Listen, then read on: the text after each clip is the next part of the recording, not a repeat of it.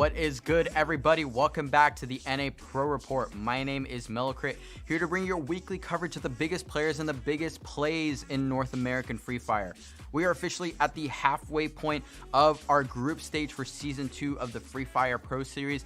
It was a banger set of games. If you missed them, definitely go check out the VODs and make sure you don't miss any more of these games. The games were really top-notch quality and the players are playing out of their minds. So much so that we're going to be covering every one of those game days day by day to see who the big winners were and what the standout performances were. At this point, we've had every team face every other team in a 12-team lobby at least once, and we're going to run it back over the next 2 weeks once again to see which teams end up at the top qualifying directly for the finals, which teams end up in the LCQ, the last chance qualifier, and which teams will be eliminated from the tournament. Let's get rocking with the Week 2 games, starting off with day number 4. Day 1 of Week 2, we had Team 999 really heating up their weekend to what would end up being a really hot weekend. We will talk about that later, but Team 999 finally showing up, our top qualifiers from the open qualifier, really just dominating, finally showing up in the group stage and putting up some wins. DN Esport, a squad that we haven't really talked about. They haven't had the spotlight very much, but they definitely had the spotlight on day number 4, picking up 2 booyahs of their own. And rounding out the winners for day number 4, we had USA and Virus Gaming picking up wins as well. Now for day number 5, it was definitely not as varied in terms of winners because Fuego and Atomic split the booyahs right down the middle, 3-3. They split the wins on Bermuda. Atomic took down Kalahari, and Fuego cleaned up both games on Purgatory. So really dominant from both of those squads, definitely cementing their place near the top of the leaderboard, as we will see a little later in the report. So yeah, day 5, a bit of a wash for a lot of the other squads in the Free Fire Pro Series. And we rolled into day number 6, which was the big day, as Team 999 picked up 3 booyahs. You heard it right. 3 wins for Team 999, a team that just hadn't found any success earlier in the group stage, just absolutely rolling all of the teams in their lobbies and picking up a lot of kills to make sure that they found their way higher up on the leaderboard, as opposed to, you know, where they were a little bit earlier, not so hot of a start. IT Official finding a win on that day as well, and of course beside Esports, our returning champions finding 2 booyahs of their own. But it was definitely 999's day. Let's check out how they cleaned up some of the games across day number 6 and honestly just moved up the rankings at the end of Week 2. Straight up snatching it from him. Jeff should be able to get a second place for Zundel. Oh, we need to hit these shots. Okay, quick little 360 there with the shotgun. Sent 2 up close in the front lines to get within that range of the time turners and glue walls, and then step 2 in the back lines to play that oversight position. But now, late game, 2 teams to go. 999 looking for that booyah. Narrowly missed out on it last game. 1 kill and 2 kills. They will take the booyah, and it's Team 999's 3rd in 4 games. 999. Absolutely beautiful stuff there from Team 999. But it hasn't been enough to vault them into the top 3. They jumped to 5th place, but with a performance like that, they were maybe hoping for more. So we'll see if they can continue heating up. We'll see if they continue giving these top teams a run for their money as we walk into the second half of the group stage. You're truly sprinting right into it. It seems like everything's going so quick. So Team 999, definitely keep your eyes out on them. But we will roll into our top shoutouts from there. Our midseason shoutouts will be the teams that are currently dominating the FFPS, teams you'll definitely want to watch out for, and teams that are already vying for their spots in the grand final of Season 2. So let's go ahead and chat about them. In 3rd place, we have Atomic Esports. With returning champion Abreu, Atomic continues to do what they do very, very well since the start of the tournament, and that is to play deep zone. They are in very great spots very early and able to just hang out in the mid game, poke teams out here, do damage out there. They're really great at just holding the center of these zones, which is getting them very decent placements. Not as many booyahs as they probably wanted, but still a very respectable amount with kills to match. So Atomic, one of your top teams for sure. Keeping things hot, we've got Fuego. Fuego continues to heat up, especially after that week 2 performance. If there were any doubters, they better have been silenced after what was a crazy week 2. They are currently in second place with tons of kills, currently the most booyahs out of any team in the FFPS with 6. So making it look really good with their edge sort of style, not quite on the edge, but more inside of the zone on the edge. They are punishing teams that are rotating late and picking up a lot of kills, absolutely farming some of the lobbies in some cases. So again, a team that is finding a lot of booyahs and a lot of kills to match. Fuego is keeping things hot, and the competition is only going to heat up more and more as we approach the second half of the group stage. Now for our top team. If anyone was surprised, I'm truly disappointed because it's Beside Esports. Our returning champions are at the top of the stack. I can't help but get super excited because this squad is just looking ridiculous, and who is going to stop them? I want to know. I'm sure everyone in the FFPS wants to know. They are doing just so many things right. The way that they play their spots is clinical. They are finding great mid-game rotations. They are finding great end-game spots. Again, a team that isn't finding as many wins as they were in Season 1, but with their adjustments, they are definitely finding a lot of kills to more than make up for those performances. They have plenty of Booyahs 5, in fact, so they're definitely still big winning and currently at the top of your standings. Pretty much throughout every single week so far that we've had in the FFPS, they've just been very dominant. They were at the top during week 1, at the end of week 1, and they are still on top at the end of week 2. So is anyone going to take them down? Where are the Titan Slayers that we need to see Beside get taken down a peg or two? We'll have to find out, and someone will have to come along, because if not, they're going to continue this run straight to the finals and try and do the back-to-back for the first time ever, also earning an invite to the World Series, perhaps. I don't know. Don't want to gas them up too much because there is still a lot of play to be had for the FFPS. Of course, we've got 2 more weeks of 3 game days, so a lot can happen. But Beside, man, I expected them to come back dominant, but not this dominant. The rest of the NA teams got to wake up a little bit. And with that, we'll roll into our mid-season call-outs. So definitely going to call some teams out, because there are some of the teams that we definitely like to watch, some teams that are trying some interesting approaches to the game, though not to the best successful stories so far. But let's talk about these teams. Not going to cover them too much because I want to shout them out, just give them a little bit of encouragement, and y'all should too, because they made it all the way here from either an open qualifier or back from Season 1. So we know they can play Free Fire. They just got to clean things up a little bit. Got Big Drip at the very bottom, Brothers YT right above them, OG Wipe Gang, and unfortunately SKB Esports are returners from Season 1. All of these teams have things that they can do differently, a lot of them having to do with drop spots. Definitely Brothers YT taking this strange approach to dropping Blue Zone, which we've seen work for squads like R15, but they are not making it look as good and often losing these contests. In fact, losing contests has been one of the biggest punishments that these teams at the bottom have suffered. So they definitely need to fix their gameplay a little bit. They need to take a different approach to the whole thing, and I can definitely see this team succeeding. There are 6 game days left for them to make their case and avoid elimination. So currently, if we were to end the season here, these were the teams that would be eliminated. Hopefully that's enough motivation for them to pick it up and really succeed in the second half of the group stage. Before we wrap things up today, I definitely want to shout out some players. We've talked a lot about the teams and the leaderboard and the booyahs and yada, yada, yada, but we need to shout out the players that are making a huge difference, not just on their teams, but across the FFPS. So starting off with one shout out that was definitely heard many a time during week 2, Mr. T from Team 999.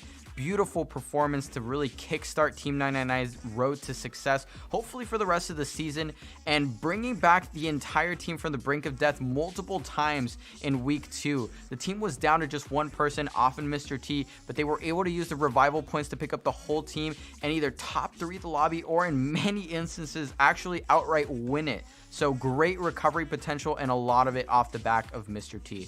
Our top shout out though, and this will come as no surprise to many people who have tuned into the FFPS Season 2 so far, Adiel from Beside Esports. Beautiful, clinical, brutal, the current reaper of the Free Fire Pro Series with 52 kills, your top killer and one of the top performers in the FFPS for sure. Certainly, this team is grateful to have Adiel on the squad because he is destroying people left and right. If you're on the edge, you're going to get bullied. If you're in zone, your team is going to get pushed, and Adiel might be at the front of that charge, ready to take you down with grenades and gunfire galore. So watch out for Adiel. You definitely don't want to be facing them in a straight-up 4v4.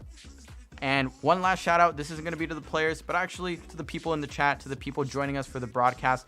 Thank you all. Thank you to everyone who tunes into the videos.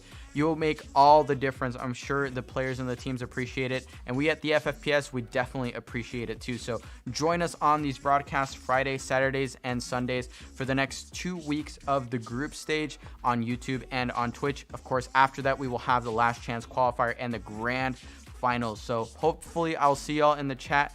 Definitely go talk some smack. Keep it respectful, but let them know who you're cheering for. I'll see you guys in the chat. My name has been Wk3. Thank you guys for tuning in, and I'll see you all next week.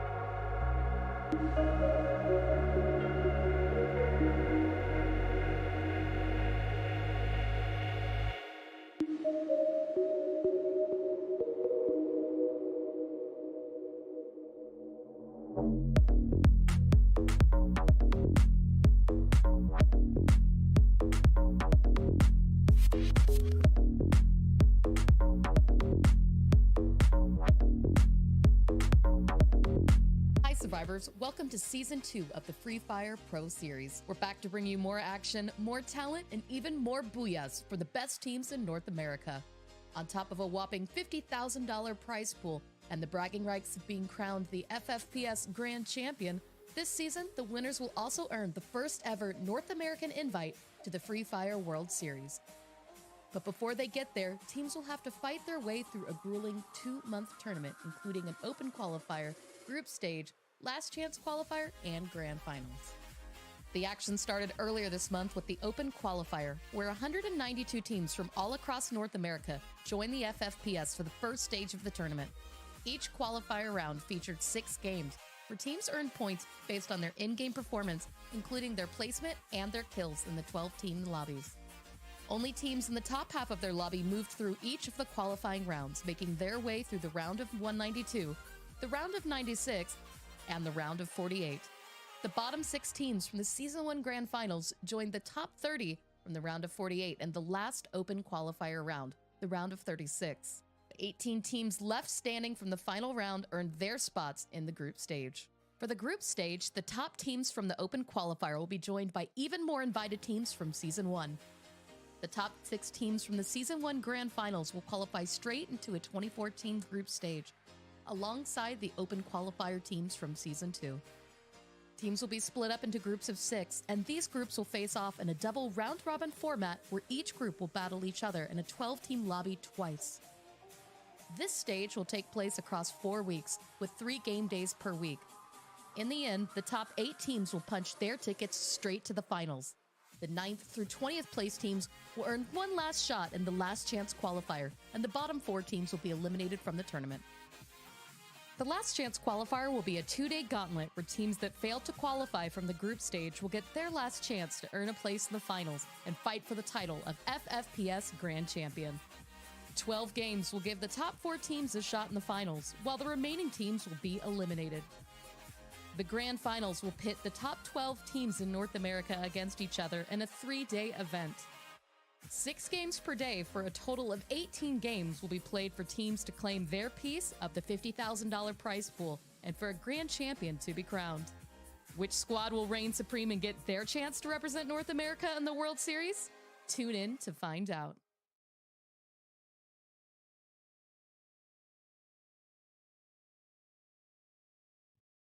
Hello, everybody, and welcome to the Free Fire NA Pro Series 2. I am Clover, joined today by Span Cargo, and we've got groups C and D just about ready to jump in the lobby. But before we get there, Span and I, we just want to break down a couple things, introduce you guys, and get y'all ready for the show because we've got a lot of opportunities for booyahs today on a lobby that is getting very competitive, Span.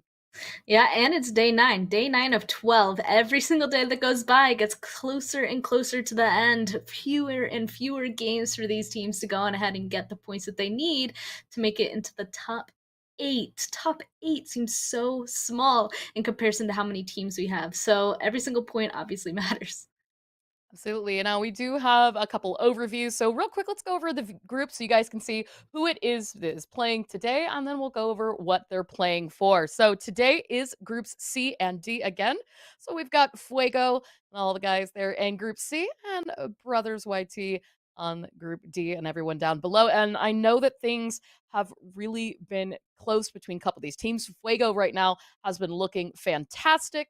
Couple of teams and an interesting place to make good movements today. I know that Group D is actually in a position where they've played some of the least amount of games.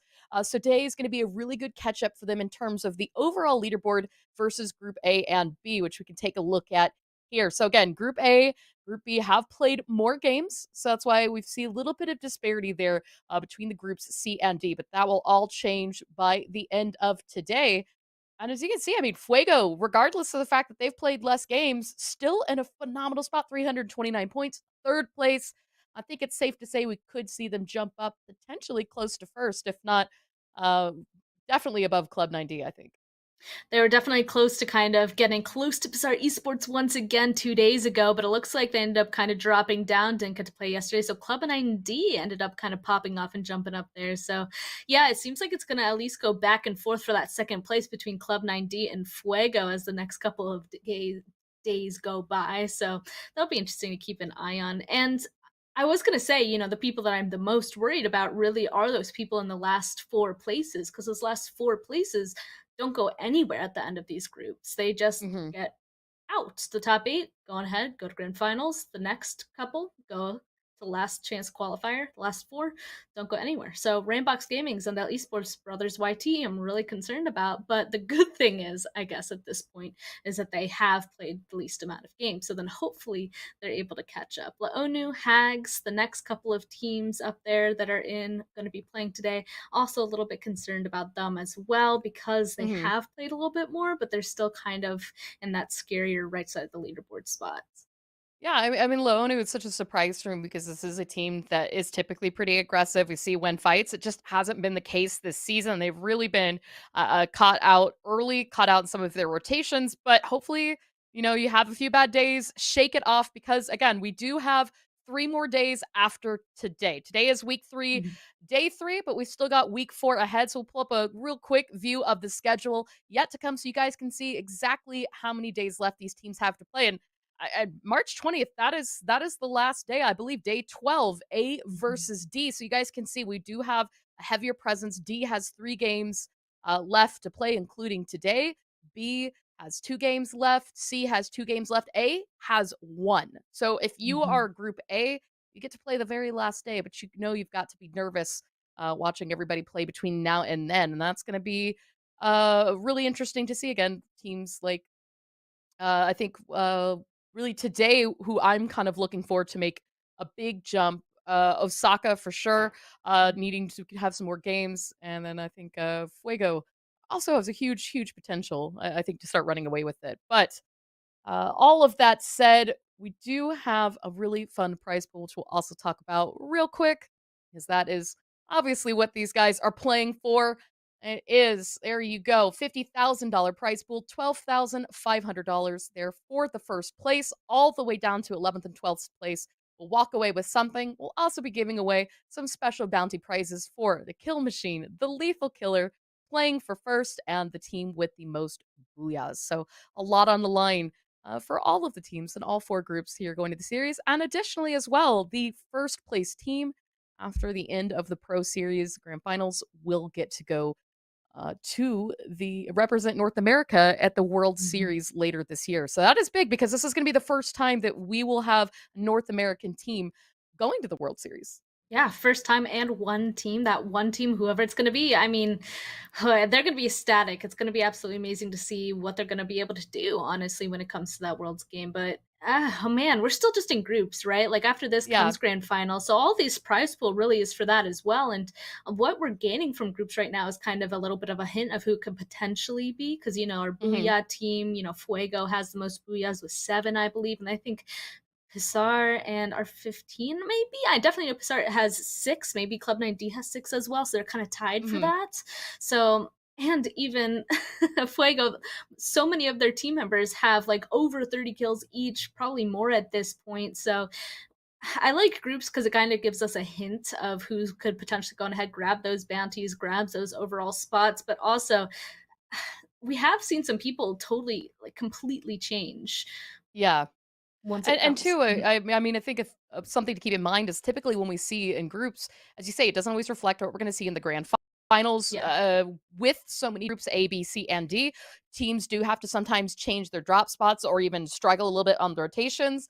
When we go to the grand finals, it is all the teams all the time, and they're going to have a quicker adjustment period. There's not going to be so much of this round robin back and forth, and that's where we're going to see who's able to kind of come out dominant. Obviously, last time it was Pissar, but Club 9D, Fuego, they've still got big potentials. Today, however, keeping our eyes on Group C and D. And guys, the yellow's here, so you know what that means. Players are just about ready to jump on our first map. We're starting with Bermuda, going to Kalahari and ending on Purgatory today. So I'm really excited to get into this first game span.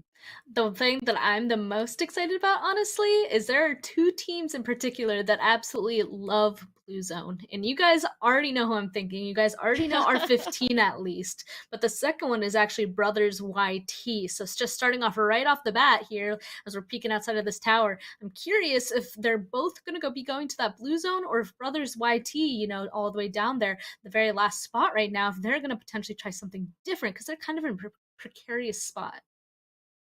Yeah, and you can see, I mean, the blue phone is just a little bit far. So now that said, let's see, YT, nice, good central position, but you can see there's plenty of neighbors out here in the area. 999, meanwhile, down very quickly on the ground here in Graveyard.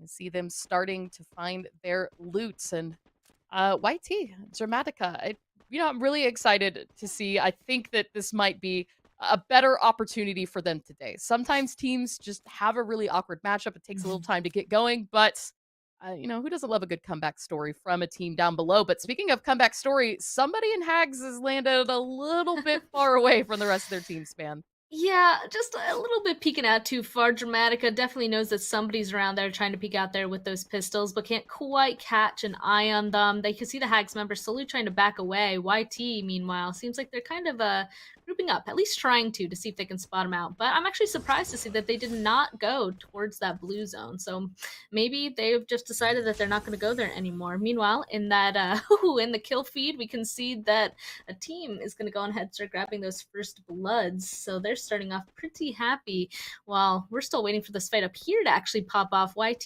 seems like they're kind of moving in the direction of Hags.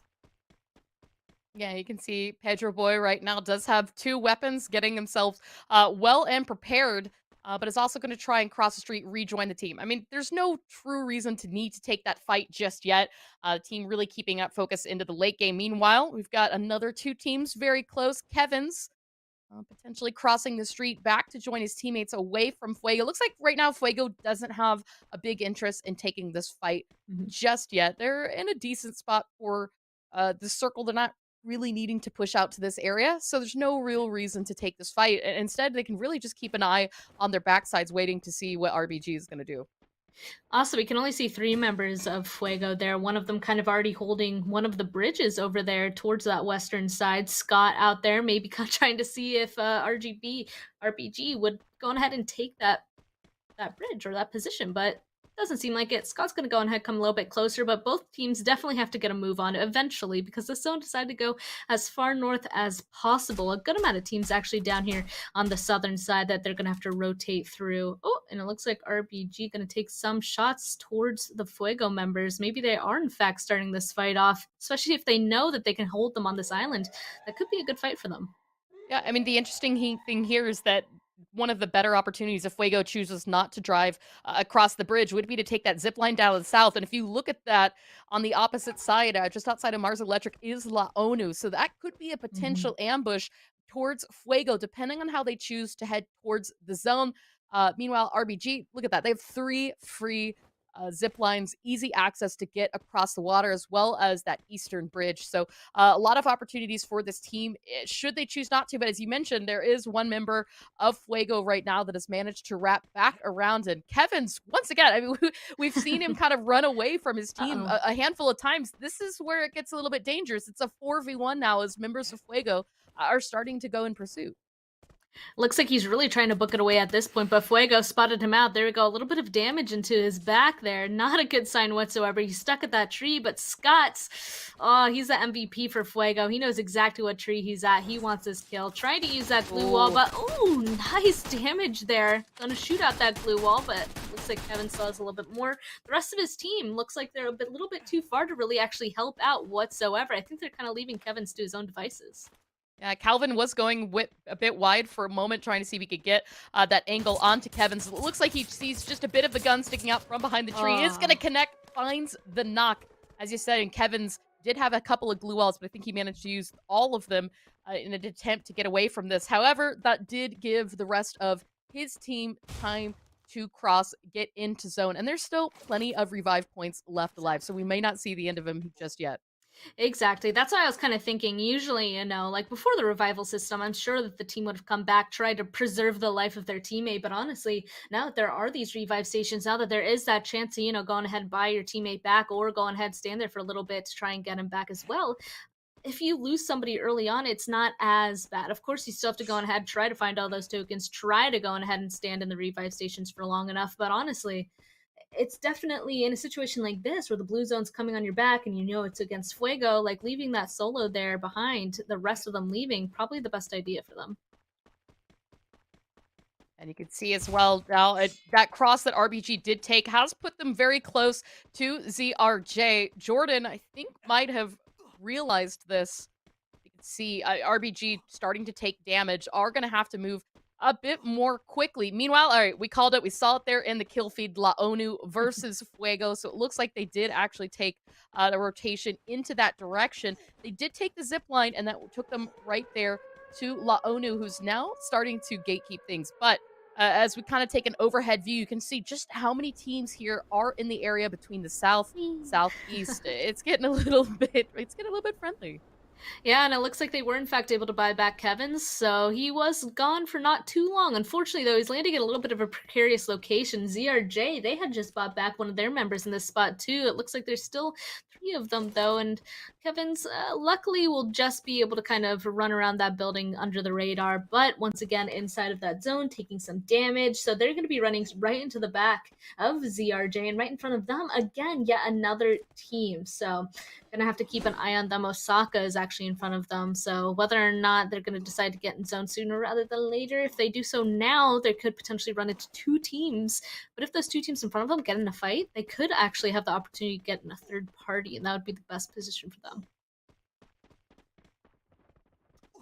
So happy to see Kevin's back in it. It's a little bit heartbreaking, but you've got to wonder, all right, Kevin's, you're back with your team, stay together with your team. But speaking of teams, Fuego does manage to get one inside. Compadres, he is knocked down, but still got 2 members in the area. Should they choose to try to pick him up, it's a little bit of a risk, right? Because you're fighting and you're not inside the zone just yet. So they do need to focus a little bit on the circle. But Scott boosted up a bit, is going to attempt this revive. Meanwhile, I'm not sure if he's able to get into a good position here, but there you go. ZRJ, RBG once again back in that close quarters. Neither team inside the zone just yet, but if you look to see what's beyond it, it's not, there's no coverage. They have to take this fight here.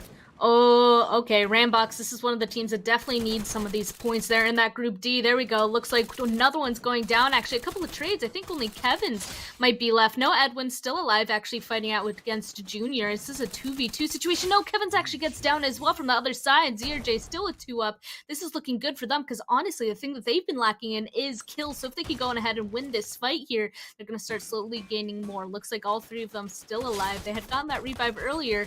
All they have to worry about is just one person left. Here comes the bombs. That glue wall's really low. Here comes a shotgun. Ooh. And Junior gets that last one. Rambox Gaming is out. I mean, you got to give credit where credit is due. They tried their best to get the resources, but it just felt like they were chasing and lagging behind. ZRJ, as a 3-man, do have 4 kills to show for it, but you can see in the area there are still teammates nearby. Osaka starting to traverse out in this area. We can see him just there south of the bridge. Oh, I'm just getting so close. There's so many teams on top of each other right now. Yeah, honestly, I think ZRJ is right underneath Osaka. Oh, nope, they're literally right next to each other. Here it is. They definitely heard that fighting. They wanted a third party. Unfortunately, it finished up a little bit too fast. Now they're just chasing one of the ZRJ members. I wonder if the other one will kind of be able to get in a better position to help his team. Nope, it looks like he was actually spotted out as well. Ciaz can only use the glue walls now to try and defend himself, but all 4 members of Osaka starting to make the push happen. I mean, they heard the fighting. They knew that ZRJ was weak over here, distracted or something. They knew that they could go ahead and capitalize off of this, and they are. So Jordan, now the last one alive for ZRJ. Let's see how much longer they can survive. It doesn't look like for long. Shut down there. As they're out of the game, Osaka will continue. Jeremy, a little bit hurt, but looks like the focus right now is not on the healing and revives, but still repositioning in the zone. They know that there are other teams in the area, and their focus right now staying on that aggression, staying on that control. Fuego, meanwhile, has managed to mostly recover from that fight versus La ONU. However, La ONU still keeping those eyes on them. You can see as they got to the top of the crypt tower there on the edge of zone, waiting to see where the circle takes us. And then, are they leap of faith? They are. Okay, go for it. They were on the tower leap of faithing down. I was like, what is that effect going? It was the hay.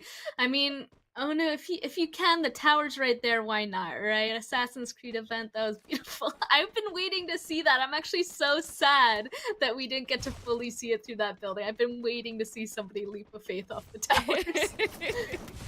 Catch me. Trust fall. It really is.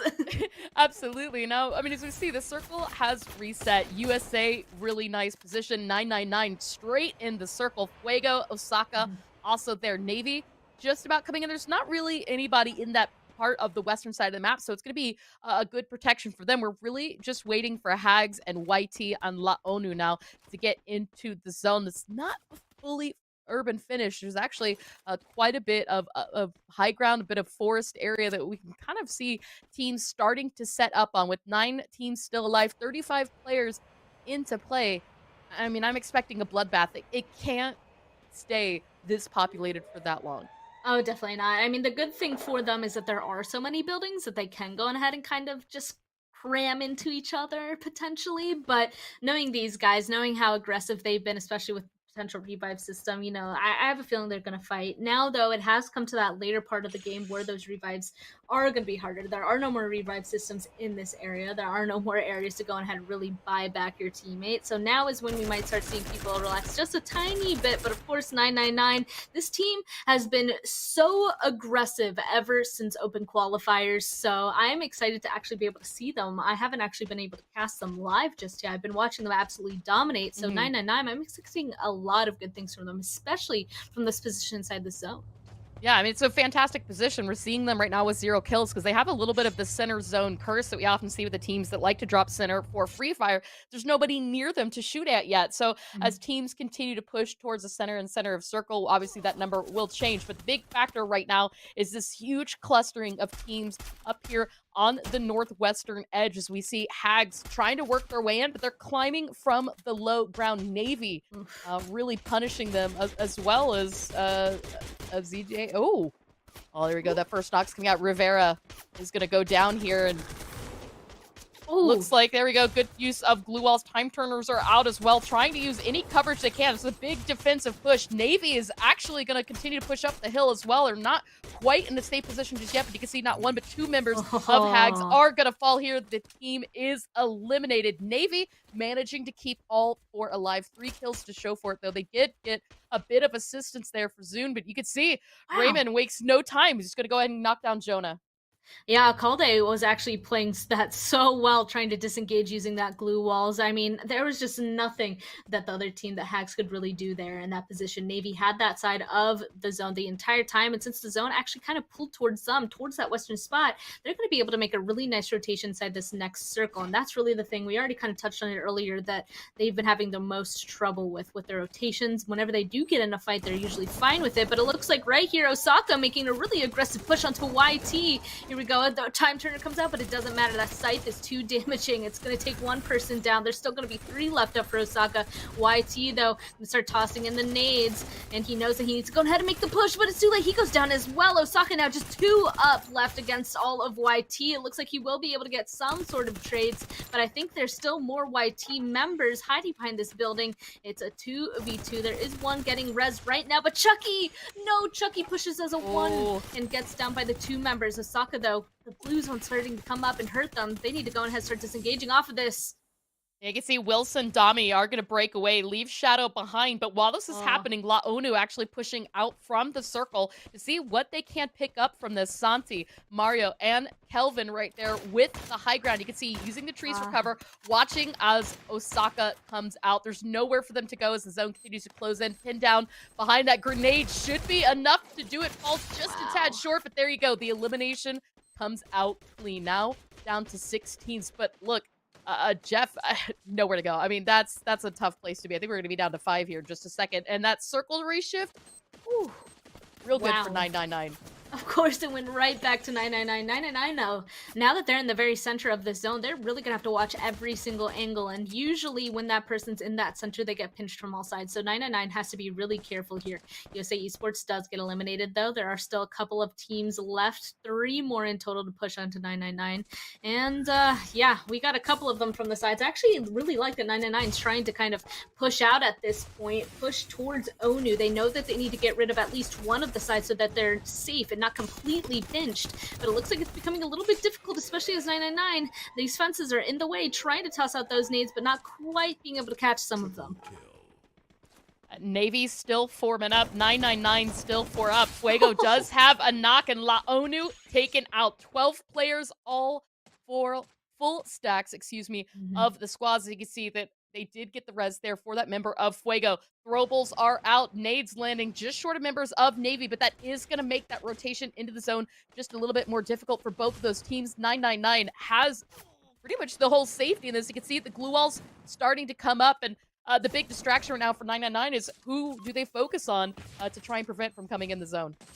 But it looks like, I mean, they're just splitting their attention here. It looks like 2 of them are taking on Navy. The other 2 are going to be taking on Fuego, which is really dangerous because Fuego is a great team when it comes to their fighting. And it looks like Navy is actually holding their own as well. Scott actually kind of running on over there for Fuego, trying to get involved. There's so much action happening at once, but kill leader actually becomes Navy. Unfortunately, though, I think that they're very, very hurt. Yeah, 999 is going to go ahead and take that back as Fuego, just 2 people left. It's Scott and N2. Will they be able to turn this into anything now as they're fighting against 999 here?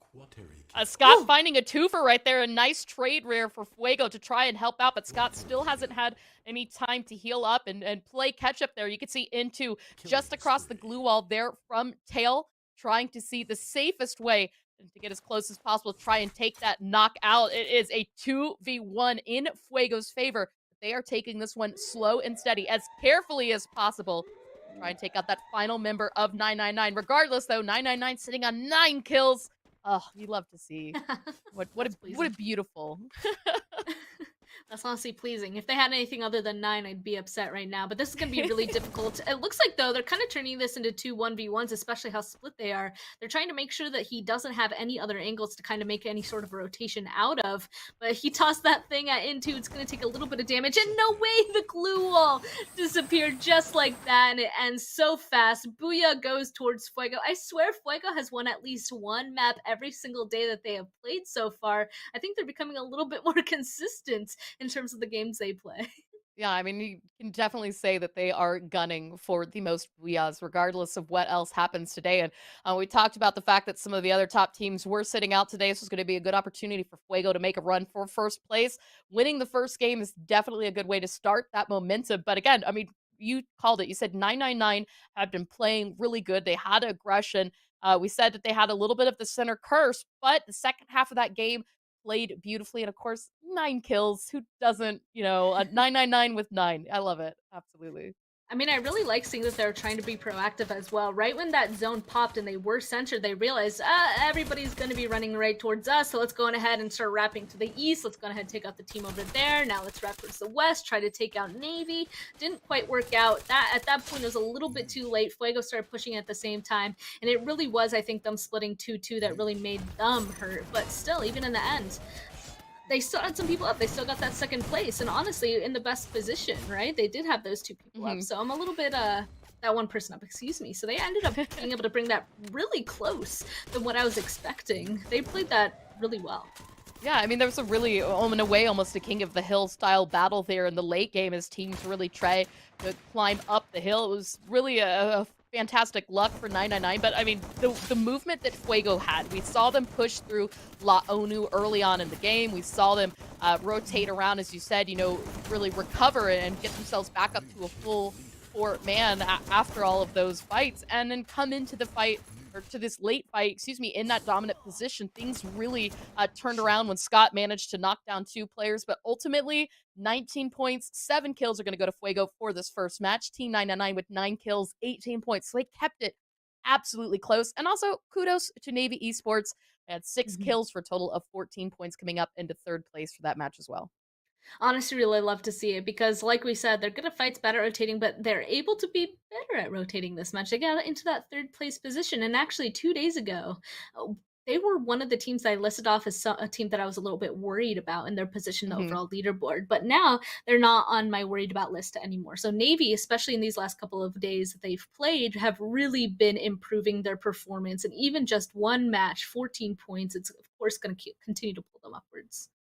So now R15 in 12th place. We're not exactly sure what happened, but they weren't able to get into this match. We're told that they should be able to play for the rest of the games. For those of you who tuned in and wondered where they are, they will be back. They just didn't make it into this first match, which again, considering how close of a race this is, you don't want to be missing any single games. In fact, I think this is probably one of the first times we saw nobody in a blue ever, because YT also dropped center away from the blue this time. So it was a very interesting dynamic for this first match on Bermuda, but we still got one more Bermuda to go before we shake things back up. And now we're really just waiting at this point for all the players to get back and ready. And another thing too, I mean, I do want to point out a few other teams. I mean, ZRJ, they went out very early, but they found 4 kills. So it was a really good way that they held out Rambox Gaming, who, again, Rambox did buy one of their players back, but even with that action, still were not able to get a point on the board, regardless of all that play that they had that first game. So gonna look for them to see if they can maybe wrap that up in a little more successful play for the next game. Yeah, Brothers YT, Zundel, Rambox, USA Esports. Those are the 4 teams from Group D that I'm a little bit worried about with the points. But they do have the most amount of games left. I know we keep saying, like, oh, they have the most amount of games left, but also we're worried about them because they don't have enough points. It's kind of like the more points that they gain now, of course, the further up they're going to be able to go on the leaderboard later, especially since today is Group A's last time really playing. And if they don't go on ahead and grab the points now, it's just going to be harder for them to get them later because they'll have less time to do so. Yeah, because I mean, if you really think about it, Pisar has one more day to play. I believe that is going to be next Sunday. So with them right now currently at 446 points, Club 9D 351. I mean, Fuego will jump them here in this next match. They're 3 points behind there's no way I see them not getting more than 3 points with 5 games left to go. So this should be an easy second place for Fuego. And if they continue to play this dominant through the day, as well as the continued games that they have left over, we could see them jump up into first place for groups. Obviously, it doesn't matter who gets first because this is still just the group stage, but it really gives us an idea going into the grand finals what it's going to look like for these teams. But where we get a little bit more concerned is for the teams that are struggling a bit. As you say, Brothers YT, 101 points. They finally broke the three-digit mark there, getting 101. But they've got to have more to show for it. La ONU, another team that we've been keeping that eye on. We know that the potential is there for them to be playing better than they are. And Hags as well. Hags up there in 13th place with 182. So keeping in mind that A and B are out today. A only has 1 game left, I believe, on March 20th, which is going to be a week from today. There's a couple more opportunities for some of these teams to continue on. But that said, I know that it's going to keep being very, very close between quite a few of these teams. And again, I mean, Team 999, look at that. They're 5 points behind R15 official right now. They're about 2-3 good games behind the next place above that. This is the previous games head-to-head here between Fuego and Team 99. I mean, what stands out to you, Span? I mean, honestly, distance traveled, the first thing. Fuego had to move a little bit further than Team 999. I mean, Team 999, they got the zone the last couple of times. Of course, honestly, the difference isn't even that much bigger than what I was expecting for Team 999 and where they were able to kind of hang out. But time survived. We knew that they were the last 2 teams. Otherwise, we didn't know that Team 99, they had the most kills. They obviously got the most amount of damage as well. Fuego, not too far behind. They got 7 kills. A little bit less damage. Looks like Fuego got a little bit better of a conversion when it comes to those kills with the amount of damage that they were able to output. But otherwise, both these teams, not going to lie, were the 2 teams that I personally was keeping an eye on coming into today because Fuego has literally been on fire the last couple of days and Team 999 has really been on fire the last couple of days. So seeing them going ahead and getting a fight for the end fight for the very first match, like I just want to see it again, honestly. Maybe as a full 4-man for both sides with Navy not in the picture. Yeah, I mean, again, like the biggest story right now that we're watching for today's group is definitely going to see where Fuego will end at the end of the day because regardless, everybody that's above them is in groups A, so they're not playing today and they're only playing one more time. Additionally, as well, behind them, the next highest team is R15, who I was told did finally make it into this match, guys. So we're really excited. You know that they are going to be excited because of how tight it is getting. But speaking of how tight it's getting, guys, yellow is up. And that means that players are in the plane, and we are going to be waiting here to start the second game of the day here in just a second. And potentially, maybe we'll get a little bit of blue zone action this first match. We'll I sure we'll hope see. so. I sure hope so. I feel like I looked like a little bit of a dummy. I'm like, yeah, we're going to see 2 teams in the blue zone. And then there was nobody. There was absolutely no one. But there it is. That was R15's R15's factory. I'd better see at least R15 there. Brothers What a YT. place to have one. Factory? I mean, that's my favorite loot spot. Uh-oh. I love it. I love it when the circle ends on Factory because you've got that high ground, that low bound position. True. The catwalk is just so wild to play from. The roof, a little bit OP to watch teams coming from every angle in the map. But right now, teams dropping out of the plane. Little more breathing room this time along 4 teams to the north. We can see Hags does have Mr. T kind of close there. Another member of 999. But as everybody else starting to close out, there you go. R15 going for the blue. It happens. Yeah. And, oh, what's La ONU?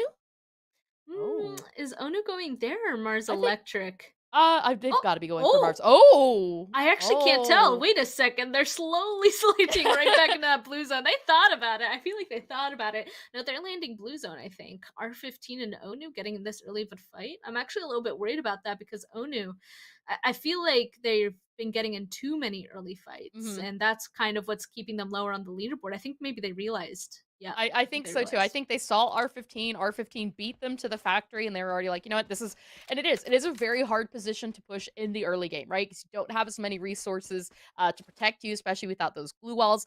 So for them to push back out, Mars Electric still not a bad position to play from. We know that they're comfortable out in that position, and it's going to give them some resources now knowing where R15 is. However, that said, I mean, we're going to see where this next circle goes. Additionally, La Fuego and RBG, once again, jumping out onto Sentosa. So we'll see if Fuego has any problems with Laonu coming across like they did last match, or if they've had any issues with RBG. But the circle is going to pop, and it's not bad. It's actually pretty central on the eastern half of the map. So seems pretty similar to our last match, actually, with it pulling over to the eastern side. That means we know that at least Fuego and Rambox are going to be making a rotation towards that east, and that's how they're going to make it into the circle up towards Cape Town. So it looks like kind of a redo in that situation. This time, it looks like Rambox isn't kind of moving away as fast as last game, and I think Fuego might have picked up on that. Two of them actually making a big rotation up on top of this hill. They might be able to just look right on down on top of Rambox and get some shots, and I'm kind of excited to see what's going to happen here. Santos completely unaware, just running straight at them with no gun out. Oh, now his gun's out. Maybe he kind of realized. I don't know if Into or Calvin realized just yet, but they're about to get in a fight. Yeah, they're so close right now to members of RBG, and you can see Rambox is going to go ahead and take into that. Santos narrowly escaped the first shot, but is going to fall to the second. Calvin wasting no time to secure that kill, as the rest of Rambox still going to continue to hide out there in the compound. Fuego, we saw them kind of pick at this fight earlier in the late game, but their focus was still getting across the water. I think after the way that match went, obviously coming off a booyah, feeling that confidence is going to make them a little bit more dangerous this game, because, I mean, as we said, they're chasing that first place position right now for groups. I mean, they have the most booyahs. It just increased by 1. Now they have 8 total booyahs. We've known that they're an edge team that is so good at team fights, but Into just gets smacked there. He goes down. He's now the only one down for Fuego. Meanwhile, they're slowly continuing to surround Rambox. I mean, they're going to get another one down, and it looks like only 2 are going to be able to escape up to Cape Town. There is a little bit of a store up there, so they might be able to buy back both of their members if they have enough tickets, or there's a revive station up there too, but that is not a great start for them. This is really interesting. ZRJ actually rotated back down around this area. They're taking a little bit of a tour to get into zone, following just on the outside of the road. It's going to take them behind R15, but Laonu definitely heard that rotation coming by. Meanwhile, just about center circle, it looks like Osaka tried to set up for position. That took them right into Zune. As you can see, nice setup there of the vehicle. Scythe is out, and Wilson trying to see what he can get that angle on. Dami almost falling here, but that nade is going to be a bit of a return. Oh, Jeff! Oh, I think he fell. Jeff did fall. Who's taken super low. Meanwhile, the rest of his team is left alone. You can see him trying to run back to help at his team, but I think it might be too late. Yeah, Osaka just entirely taking over at least 2 of them. I think there's only 1 left up on top of this bridge. It is, and they're just pushing it. They know that there's another person behind this blue wall. Honestly, at this point, you just go ahead and jump off. It looks like he tried using the time turner, but it doesn't quite work out. And honestly, I think that last member that accidentally fell should just try to get away at this point. See him hiding underneath that bridge. Jeff. Oh man, that's what really started that fight, I think.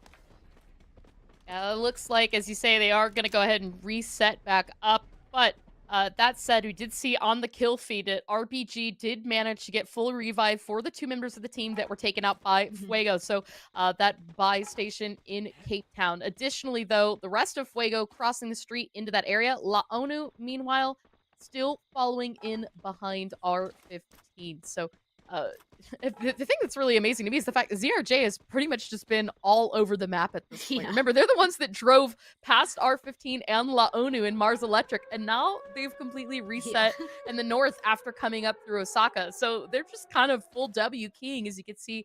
The revives finally coming back out. All 4 members were picked back up and just about landing. Jeff C.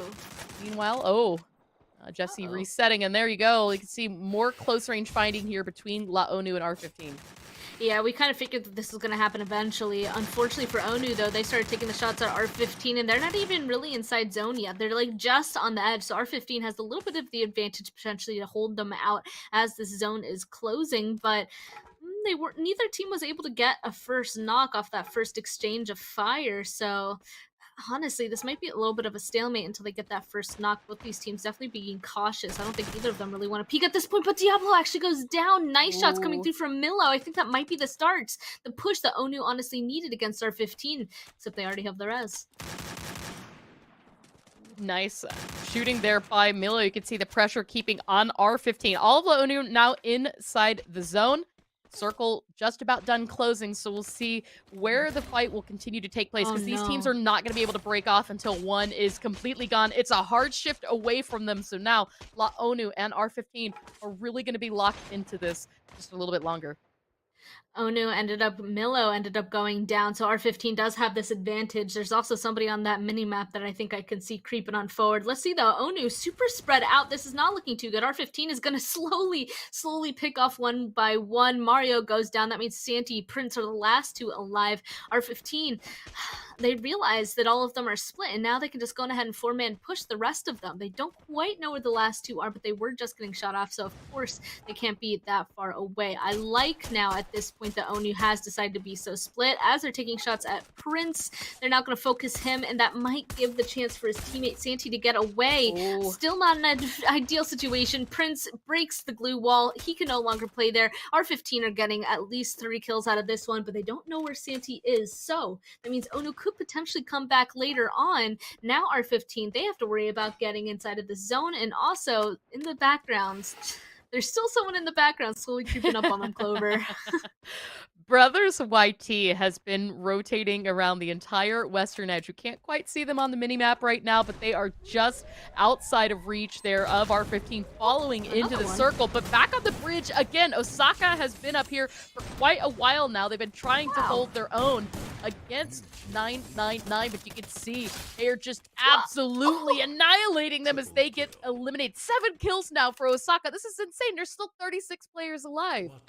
And they should stay on this bridge. This is their home now. They should just always play this. They just got 2 whole teams off of this bridge. I mean, they ended up not being able to kill the one person. The one person got away, but that's about it. They have 7 kills just from playing this bridge, and it's the very center of the zone. So honestly, Osaka, I think they really kind of found something here. Now they just have to wait until their next victims kind of go up on top of this bridge, honestly.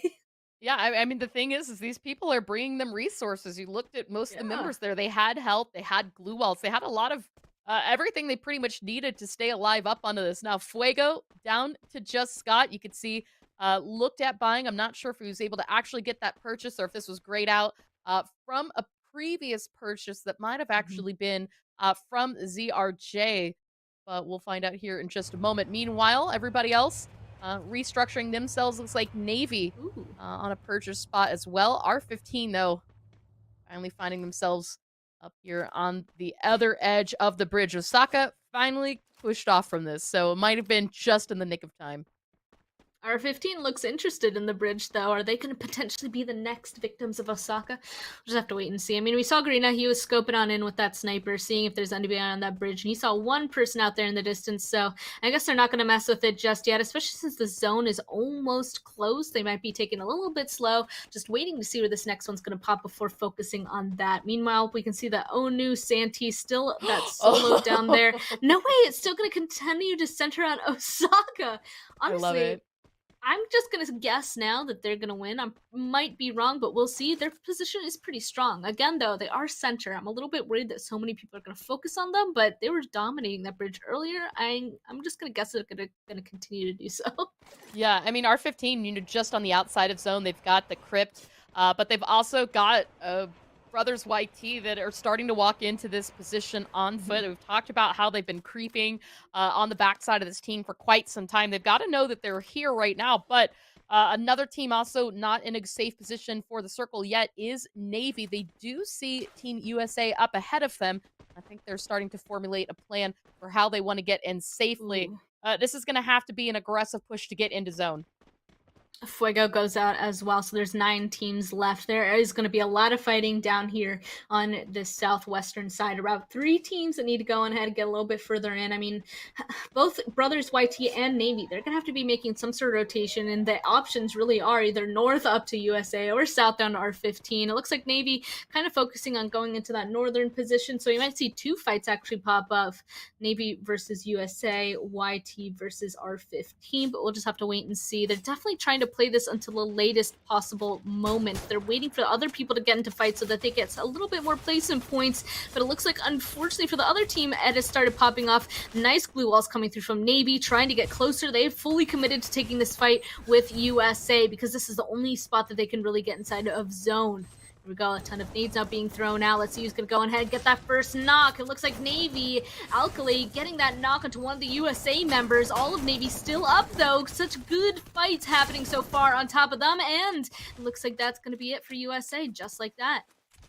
I love it. I love when teams use the camouflage to kind of get themselves out of that quick line of sight and quickly get around the glue walls. But meanwhile, Rambox also has been taken out, and we've been seeing R15 pop up down to the south. They really kept that push from Brothers YT from coming in. But meanwhile, you can see Bestia and a couple of other members did fall here. Dalba as well. Diablo and Garena still standing.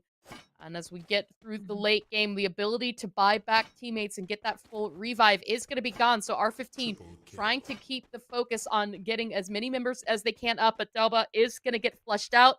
You see, however, though, Diablo keeping those eyes on the rest of YT. Dramatica, she is pinned behind a glue wall. The moment that that glue wall comes down, you know, no doubt that R15 is going to act.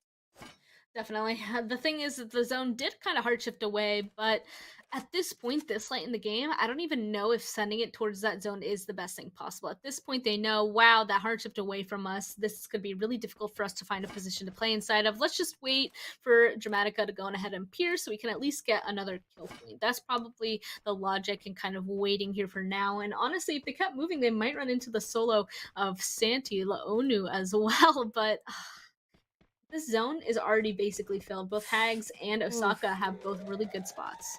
Yeah, I mean, we saw how well Osaka played off this position last game. They managed to pick up quite a few kills. So the big thing right now, though, is how the teams coming across the edge are going to push in at the same time. That could really distract their attention away. So zones closing in. R15 has to move quickly. Onu still has players up as well. Santi just outside of the zone. Mio is actually on the opposite side of the circle. We can see just barely in the minimap right there. I didn't even notice. I only saw Santi. I'm like, wait a second. Milla's still alive as well. They're just playing opposite side of the zone. I mean, I guess if they got separated. Yeah, you're right. Now we pointed them out. Now they're going to be found. We'll see. We'll see. But honestly, I guess if in a difficult kind of zone like this, if you have to be split, be split. So I guess it might work out. Meanwhile, Navy, though, they're going to have to push down starting now. They're just inside zone, but right beside them is Hags, actually. Hags on the other side of this bridge here. It's a little bit scary to play right against this bridge, though, because Osaka can just look down and see them. That's why we see them kind of all grouped up against this little tower here. They're just waiting for this next zone to pop, and honestly, I still think Osaka has the best spot. Wait a second. Osaka with throwables just took out the entirety of R15. They were taken out in an instance. The circle is gonna move, however.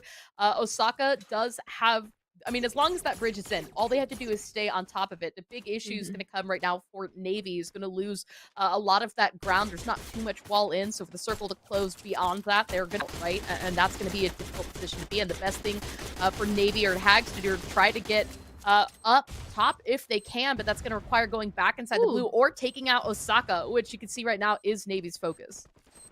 Yeah, it looks like Hags wants to go ahead and take out Navy. Navy being a little bit too loud, taking those shots at Osaka. There we go, a ton of glue walls already being thrown down because Navy's trying to stay alive. This is kind of a little bit of a surprise push from Hags, I think, but just like that, they're all taken out. Hags taking a little bit of damage, but all still okay.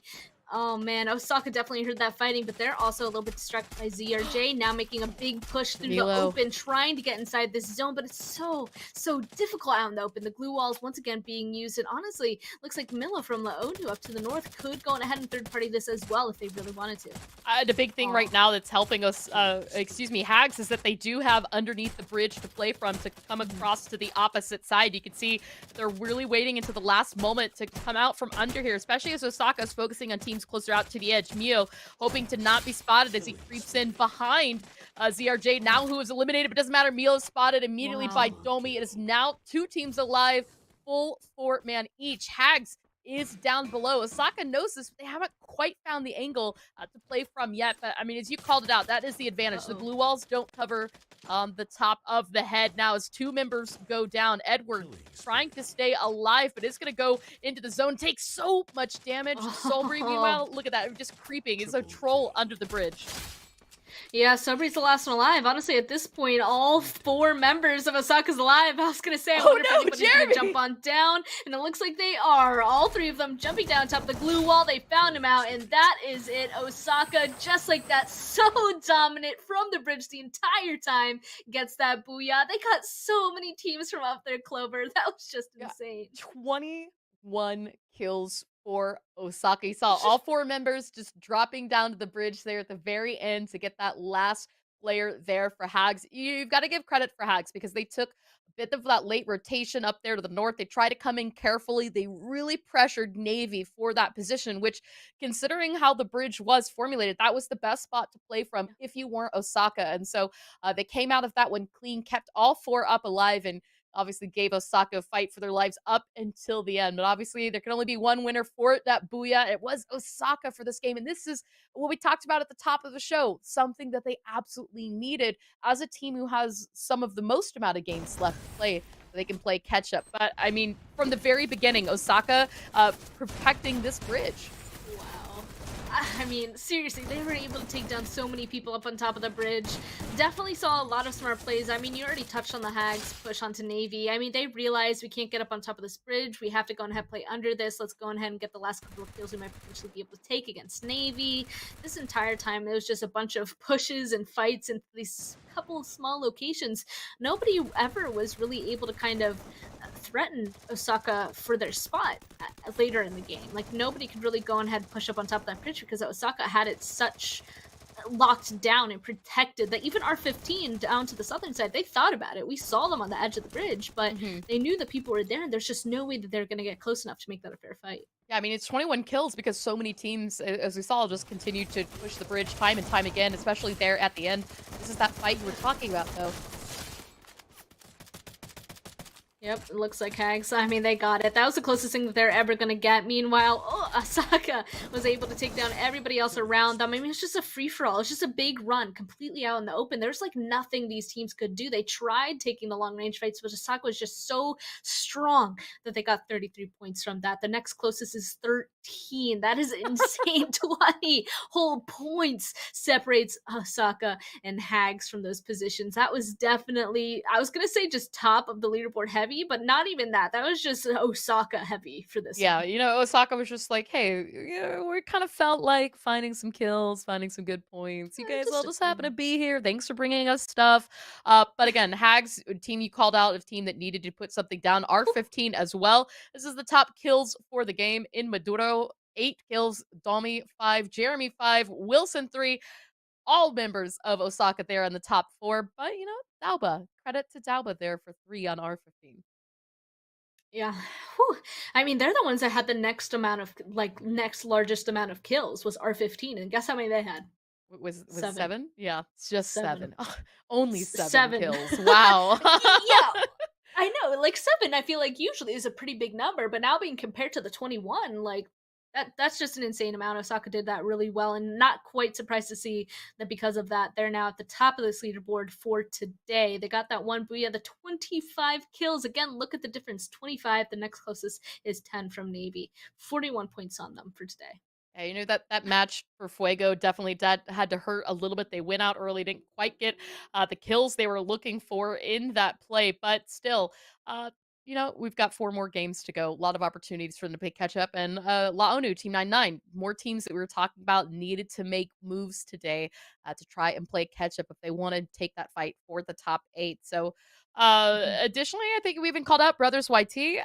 10 points so far the day. That is looking like a good start for 2 games in. Yeah. But, you know, we still want to see a little bit more from them. They were kind of shadowing R15 throughout this match, and I felt like there was more opportunities for them to act than they fully acted on. So I want to see what they can pull off as we move forward, because we're done with Bermuda. We've got Kalahari up next. Woohoo. I'm actually really looking forward to this one because Kalahari, I mean, we've just been seeing Fuego just absolutely dominate, but Kalahari is one of their hardest. But let's take a look at the head-to-head for the last game as well. Osaka and Hags. Hags, Gosh. is there really anything to say about this one? I mean, Hags, they tried going on ahead and getting to a spot that was possible for them to play out. If we could see that through the distance, traveled Osaka just up on top of that bridge the entire time. They traveled a lot to actually get there. But once they were there, 11,278 damage. I mean, I could just stop there. Yeah. That was just such a dominant performance. Yeah, I mean, they were really preparing for and anticipating every team that pushed that position, and it seemed like everything was just spaced out enough that they could get fully reset before the next team came in and crashed. They were able to really use those glue walls to their advantage. We saw each and every team that tried to push just couldn't quite get the angle to take down members of Osaka. Osaka pulled back away from the bridge at one point, giving a little bit of breathing room to R15, and then when the circle shifted back in that direction, they still had I think the better position to play out from. But again, Hags making good moves. That fight against Navy really put them up in a good spot for the late game. So although they only had 4 kills, 1,200 damage, still I think a good showing for what we want to see. But the big issues obviously for Hags is while they finished out the late game strong, we need to get a little bit more from them in that early to mid game in terms of scoring. Yep. And they're Group C, right? So they're not in a better position like Group D in that they have the most amount of games. No, they don't have that. They have the second most amount of games being from Group C. And it's Laonu and actually Hags that I was the most concerned about when it came to Group C. So they are on my list. They were able to stay alive a bit longer and get a couple more kills in this last game. But now moving forward, they still have 4 more games. They need to honestly continue to stay alive into that late game, continue to get those second places, but also get a couple more kills than that. Absolutely. Now, of course, obviously, as you guys see, the yellow is up, which means we are just about to get into the game. And what better way, to shake up the leaderboard than to shake up the maps as we get ready to go into Kalahari. A couple teams, bit of a struggle so far today. A couple of teams coming out very dominant and strong. So we'll see how they continue to play through the group stage as we go into match. Blue Zone looks like it's in a good spot. I know we've talked about it before, but we do know R15 loves to land there. Brothers YT, a potential to fight for that position as well. So something that we're going to keep an eye on is Santa Clarita for this game. Now teams starting to leave the plane. Yeah, because I mean, because Brothers YT didn't go to the Blue Zone last map doesn't mean that they could potentially not go to this map, right? I mean, maybe in Bermuda they're a little bit more confident in playing other positions. Maybe they go Blue Zone this time, but it actually doesn't look like it. Instead, they're going the complete opposite side. Santa Catarina is all the way over there on the eastern side, and Brothers YT landed all the way on the west. But of course, Fuego actually getting in a really early fight against Rambox. Camperes goes down. There's still 3 members left up from Fuego, though Fuego, this is a little bit their worst map, not gonna lie. 2 days ago, they ended up redeeming themselves just a tiny bit, doing a little bit better on Kalahari, but it's still their most difficult. And honestly, starting this off with an early game fight, it's not going to be any better. Let's see, though, if they're able to turn this fight around against Rambox. Yeah, you can see, I mean, Rambox, this is the 3rd match in a row that we've seen them go head-to-head with Fuego in the very beginning of the game as they've continued to land on top of each other. But this time, as you say, Fuego already have Compadres down, and they don't really have the resources they need. Scott does have some armor, but we saw, I believe it was Into without a helmet or a vest to begin with. So now that said, you can see Scott really can't find an angle on either because... I mean, Rambox has that high ground just out there on the edge of it. And you can see as well the rest of the members starting to wrap back around. This actually might give Rambox a little bit of breathing room to break away should they want to. Meanwhile, I know that we had another fight just for a little bit up in the kill feed. The circle is going to be fairly centered. It's not going to be too bad for anybody. Yeah, what happened in the kill feed is it was actually Hags and oh no. I saw that and I almost said, oh no. Okay, that again, bad joke. But it's like Laonu and Hags, again, they're both from Group C that I'm like worried about the most. So seeing them going ahead and actually take those fights is a little bit worrisome, especially because Laonu, I definitely feel like the first couple of weeks of groups, I feel like their downfall has been, unfortunately, being contested for almost all of their drop spots. So to see it happen again, at least they're able to disengage. They're still alive. We haven't seen a full team wipe just yet, but again, a little bit worrisome in that how they're going to game, but maybe they figured it out. They're no longer in that fight, it looks like. At this point, a little bit calmed down, everybody is. 999 had a strong first game. Right now, holding out that high ground versus Navy. Not inside the zone, one of the few teams that does need to worry about rotating into the circle safely to start. You can see still taking that fight. Glue Wall is actually going to trap him. I'm not able to quite get the angle they want to play from here, but good support. They're going to take this fight slow, and this is the way to do it versus Navy. They've got the time. Time Turner is going to pop, but is it going to be enough? Oh no, I think the time turner maybe wasn't a little bit close enough to try and take that fight against the person inside the bubble with him, and because of that, Makulo actually goes down from 999. The rest of the teammates a little bit too far away. You can see Tail trying to provide some overcover support, but there's just so many glue walls. Rasta at least is there to go ahead and get that rest. No way! Right when all the glue walls fall, he's able to actually get both of them down and once again get the revive on his teammate. That was insane play from Rasta, and of course he has to finish it off with a little bit of a flag plant. You know, I mean, you gotta claim what's yours, right? Absolutely. Rasta essentially there now on 3 kills. He's gonna get that flush off with the Uzi as Okada goes down. Only Chris is up, but you can see Mr. T knows exactly where they are waiting. A little bit call out to the teammates to tell him exactly where he is. If they take out Chris, there's not gonna be a revive. As you can see, that's exactly what Chris was working for. Oh, not able to get that kill. It was so close there in that little sniper tower. Meanwhile, Fuego, who did pull back away from Roblox, now finding themselves up here on Brothers YT. Dramatica and the rest of the crew are going to break away, though. They're going to let Fuego have this area. Again, we kind of see this early passive play from them. They were really trying to disengaging from the fights until they feel a little bit comfortable, especially being on the edge of zone. You don't want to get stuck in a position should the circle move away from this area. Exactly.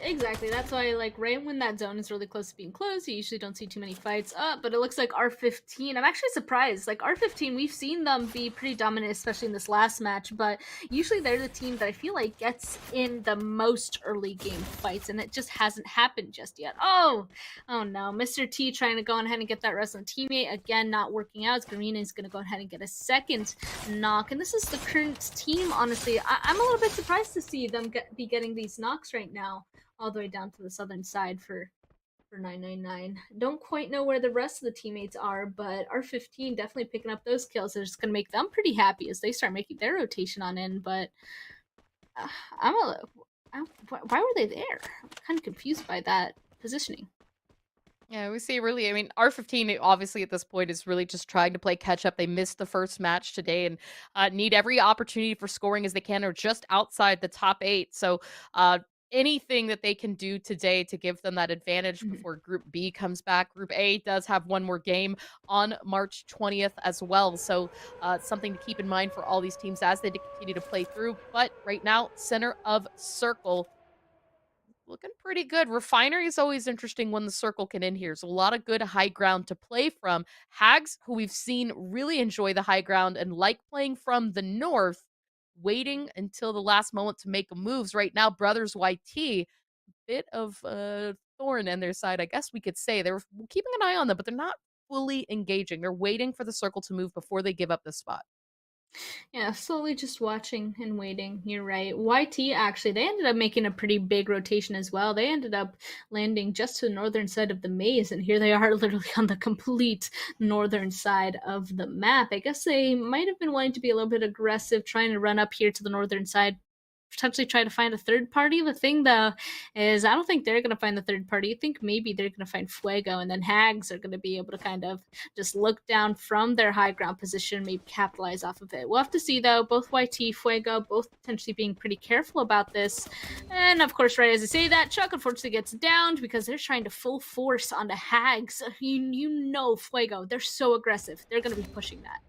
Yeah, I'm not sure if even the idea for Fuego was to try and get, there's a buy spot out near, near Bayfront for potential to get that revive on Compadres, but they are going to take this engagement between these two teams. If they can at least keep one member up, there's still the opportunity we could see the whole team make a comeback, but Shadow for Brothers YT really pinned down in between a rock and a hard place against the rocks there with Hags. Fuego's got their line of sight here, and it's not really going to be much opportunity for the move. And this is always the big threat when you come here, is obviously it gives you the best line of sight for the entire north, that information to scout out for the rest of the circle. But if you stay here too long, it's really difficult to leave. As you can see, all of Fuego has their line of sight onto this ridge line. Yeah, honestly, from here, because the zone has actually closed, they're no longer inside of this next one, and Fuego might be able to just stay there and hold them out. I have a feeling that's exactly what they're doing, as we saw Fuego taking a lot of shots towards Hags. That's why they're trying to now make a rotation over towards that eastern side to potentially get out of there. But it might be a difficult one. We'll have to wait and see if Fuego is going to continue chasing. Instead, we're going to jump back to the other side of the map, back to R15. Right beside them, actually, once again, being shot at by 999. They were able to almost immediately get back up their two members that they had lost from R15. So it looks like they're getting in a fight once again, going on ahead and getting a little bit of some knocks. R15, they left one person, I think, is fighting 999 down there to the southern side. Diablo, yeah, going on ahead and actually taking down two of them so far, all by himself. Wait, Diablo, he's just absolutely going insane. The rest of his team is so far away, and he just took down two members of 999. I can see Diablo just using a quick breather there to make sure he got full recovery from that fight before securing the flushes there. Both members of 999. The rest of the team not really in a position to do anything about it. And now the rest of R15 is here to lend a hand, using those zip lines to close in the gaps. Meanwhile, back up to the north, Hags starting to limp, but they've managed to get themselves mostly out of the fight. Still 4 strong, but they're taking damage from the zone. I think there might be potential thought there about whether or not they want to start using some vehicles or if they're going to try and go for the zip line to get in safely. But Brothers YT still have Shadow up and behind him, so something Hags are going to have to be pretty mindful of moving forward. Yeah, the zone on top of them, it's going to start hurting. We see Onu's trying to make their push on in as well. Last member from 999. Just a bunch of people now trying to push in towards the edges of the zone. Luckily, the zone's still big enough for all these teams should be able to kind of exist with each other, but we know that it's going to continue to be aggressive. We'll just have to wait and see where this next one pushes, because if it goes to Refinery, like, oh man, like Zundel is going to be so happy having that high ground. So we'll have to see. Looks like they're going to get a little bit of it. So we have to see if they're going to really be able to use it to their advantage as R15 starts to actually push up below them. And you see now Circle did pretty much center up, but that means half the teams in the lobby not yet in the zone safely. 999 did manage to get Revive up there for command post, but R15 coming in on foot, as you see there in the mini-map, wrapping around the high ground and mountain range, try to get themselves into safely. So Refinery might be to play for them here. La ONU, though, still have Santi up, as well as Hags finally getting up ahead of the zone and staying alive. However, 999 back up to 4 strong. You can see are going to find one knock, looking for that dominant position if you're in the high ground for Refinery, and every team making a push right now for it. Are all 4 of them in the spawn? I'm not sure. The one thing I do know for sure, though, is you can see the little green hearts by all 4 of them. That means all of them have at least been revived once. Oh no, please get out of that vehicle. It is about to explode. But I feel like 999, that is exactly how they have as many points as they do. They're so good at it's not even funny. Like, every single one of them at this point have been revived. It does look like, though, unfortunately, Makulu and Rasta are actually going to fall. I don't think that they had a really good position inside the zone, and now they're going to slowly be suffering because of it. We'll have to see if the other 2 are going to be able to stay alive for a little bit longer. As Nazir J, it's becoming that point of the match where it's a lot of long-range fights. Yeah, and you can see, the sniper is still coming well into battle. R15 brought them out last match. We're seeing them again as they've got their eyes locked and loaded here into members of Hags. Additionally, through the high ground, it looks like they're just about to clear that Bestia, finding another secure there onto Edward. Brothers YT, meanwhile, are also going to get eliminated. Shadow was spotted out, and now the play zone starting to do some work, helping out secure those members of Hags. R15, a quadra kill there for Diablo. 7 kills so far for the squad, as you can see. Get a couple pickups there. Dauba back up as well. So all 4 members still going strong for R15, trying to continue playing, the edge here of Refineries. We got a little mountain goating happening. Yeah, I see that. Yeah, he's slowly climbing up this wall. I just have to point out, those are insane shots from Calvin, getting 2 in a row into R15. It looks like now he's just disengaging, trying to get back to his teammates, because now here comes Rambox. Rambox has now made it inside of the zone. They have to push straight towards Fuego, especially now, because look, the next zone has now appeared. They finally got themselves a point inside zone, and now they have to continue. R15, though, as well, completely out in the open. There's still just so many fights happening along the edge, especially now in Refinery, as that's now outside zone 2.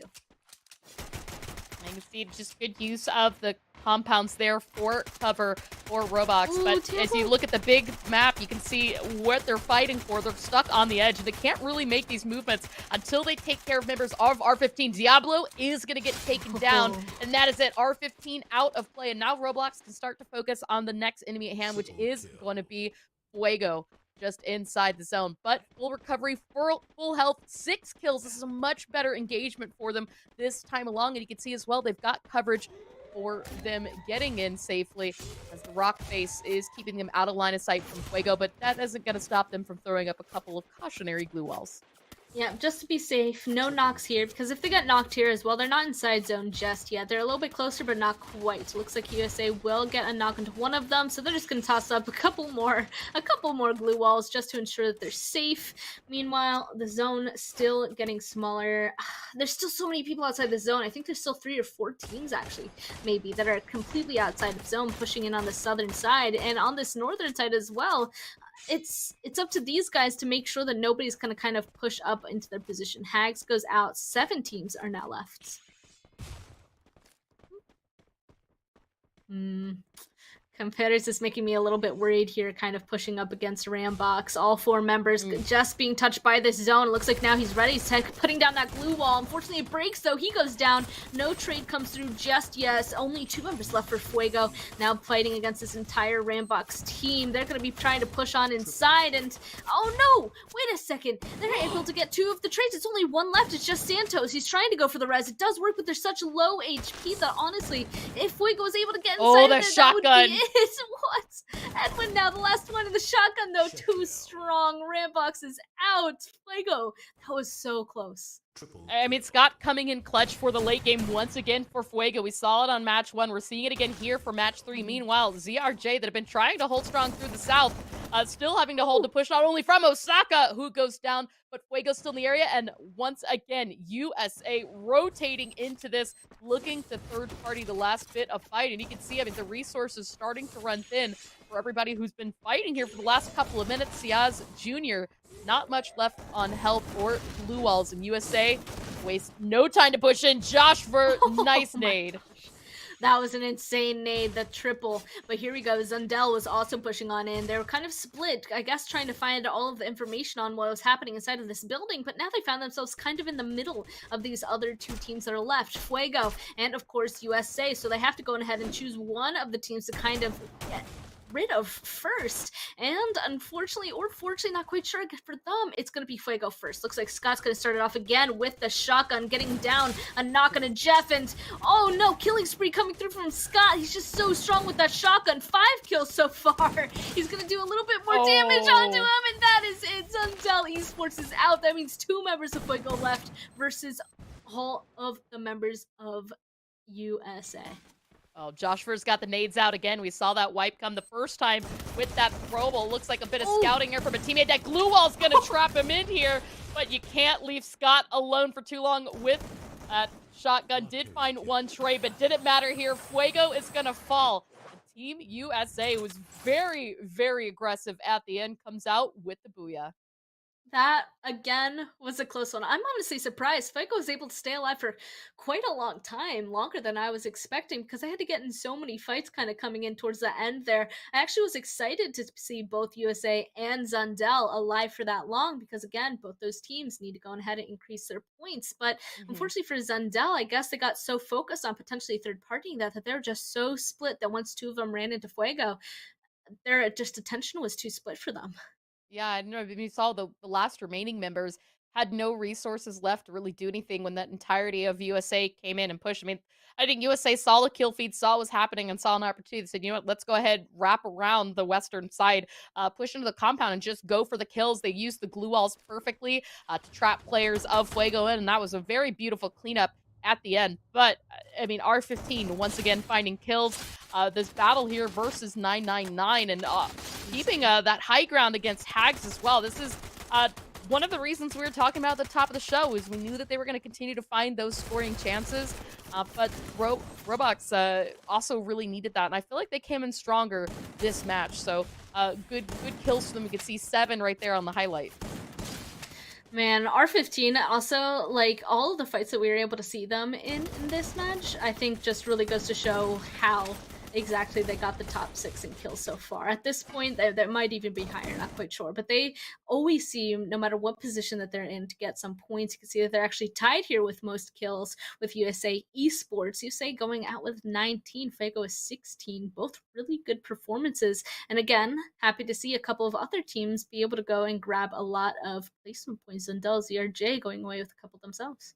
So, Osaka was very friendly and shared out points and kills this game. But again, right, this is going to keep the leaderboard very fresh and very competitive. Fuego at this point, absolutely in second place for the overall leaderboard. But we still have our eyes on a couple of teams like R15 and Osaka. We know that do need to make moves. Hags as well, another position where they need to start kind of climbing up and finding a lot of points if they want to make that run for the top 16, but kills this game. Scott, that shotgun play, absolutely wild. Oh, yeah. 5 kills for him. And Josh, remember, the grenade, that's going to help him grow those 5 kills. Diablo, Rasta, and Edward also showing in strong this match.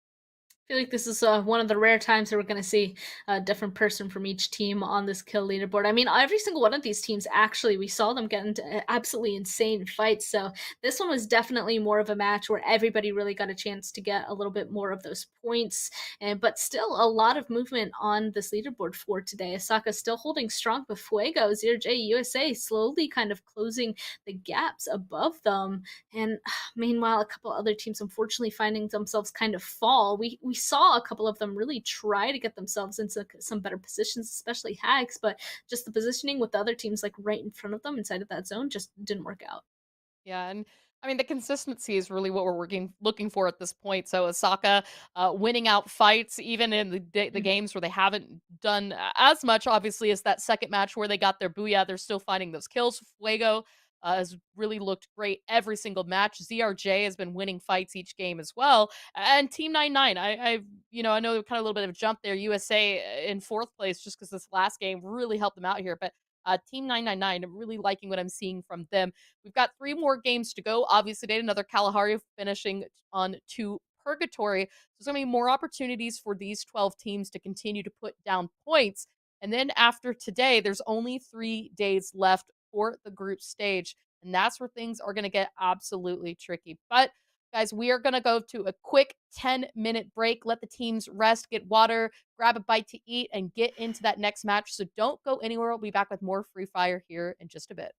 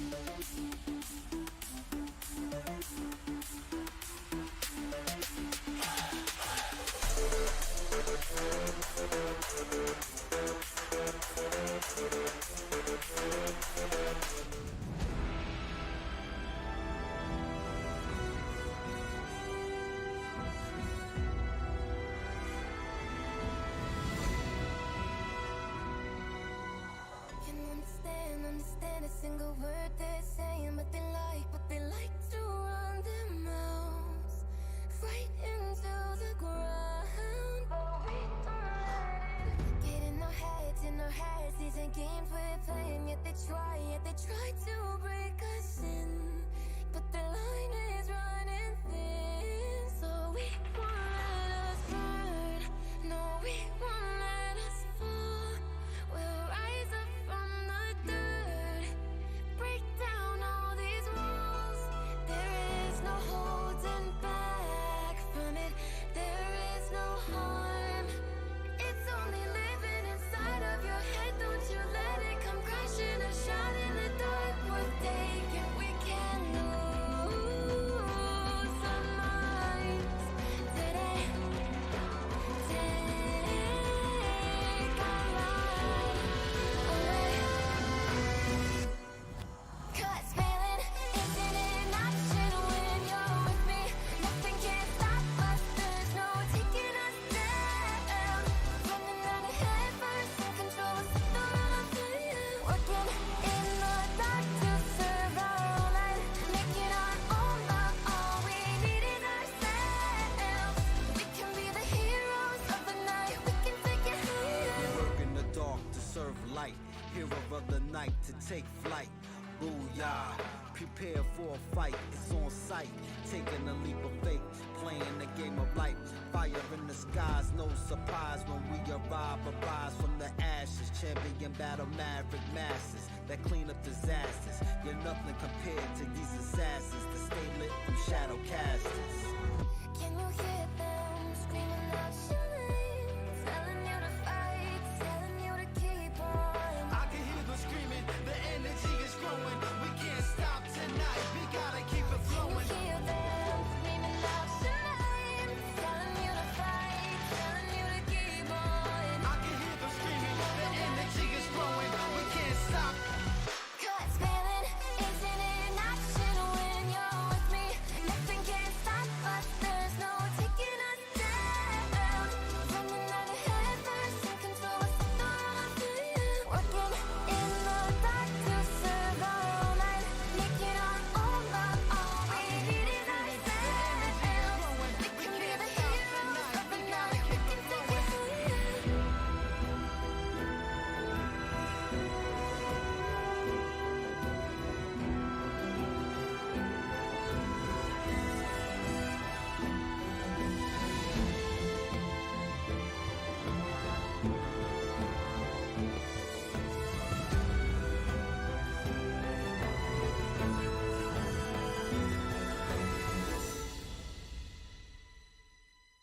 Looking past the war and all the warriors that we get lost. Battlefield of dreams full of teams wanna be the boss. Jump into a session is a lesson when lines across. Impossible victory, unstoppable, probable, logical. Locking you with the view when we shoot. Don't jump, don't be a punk, yo. We taking this loot, we small, we cool.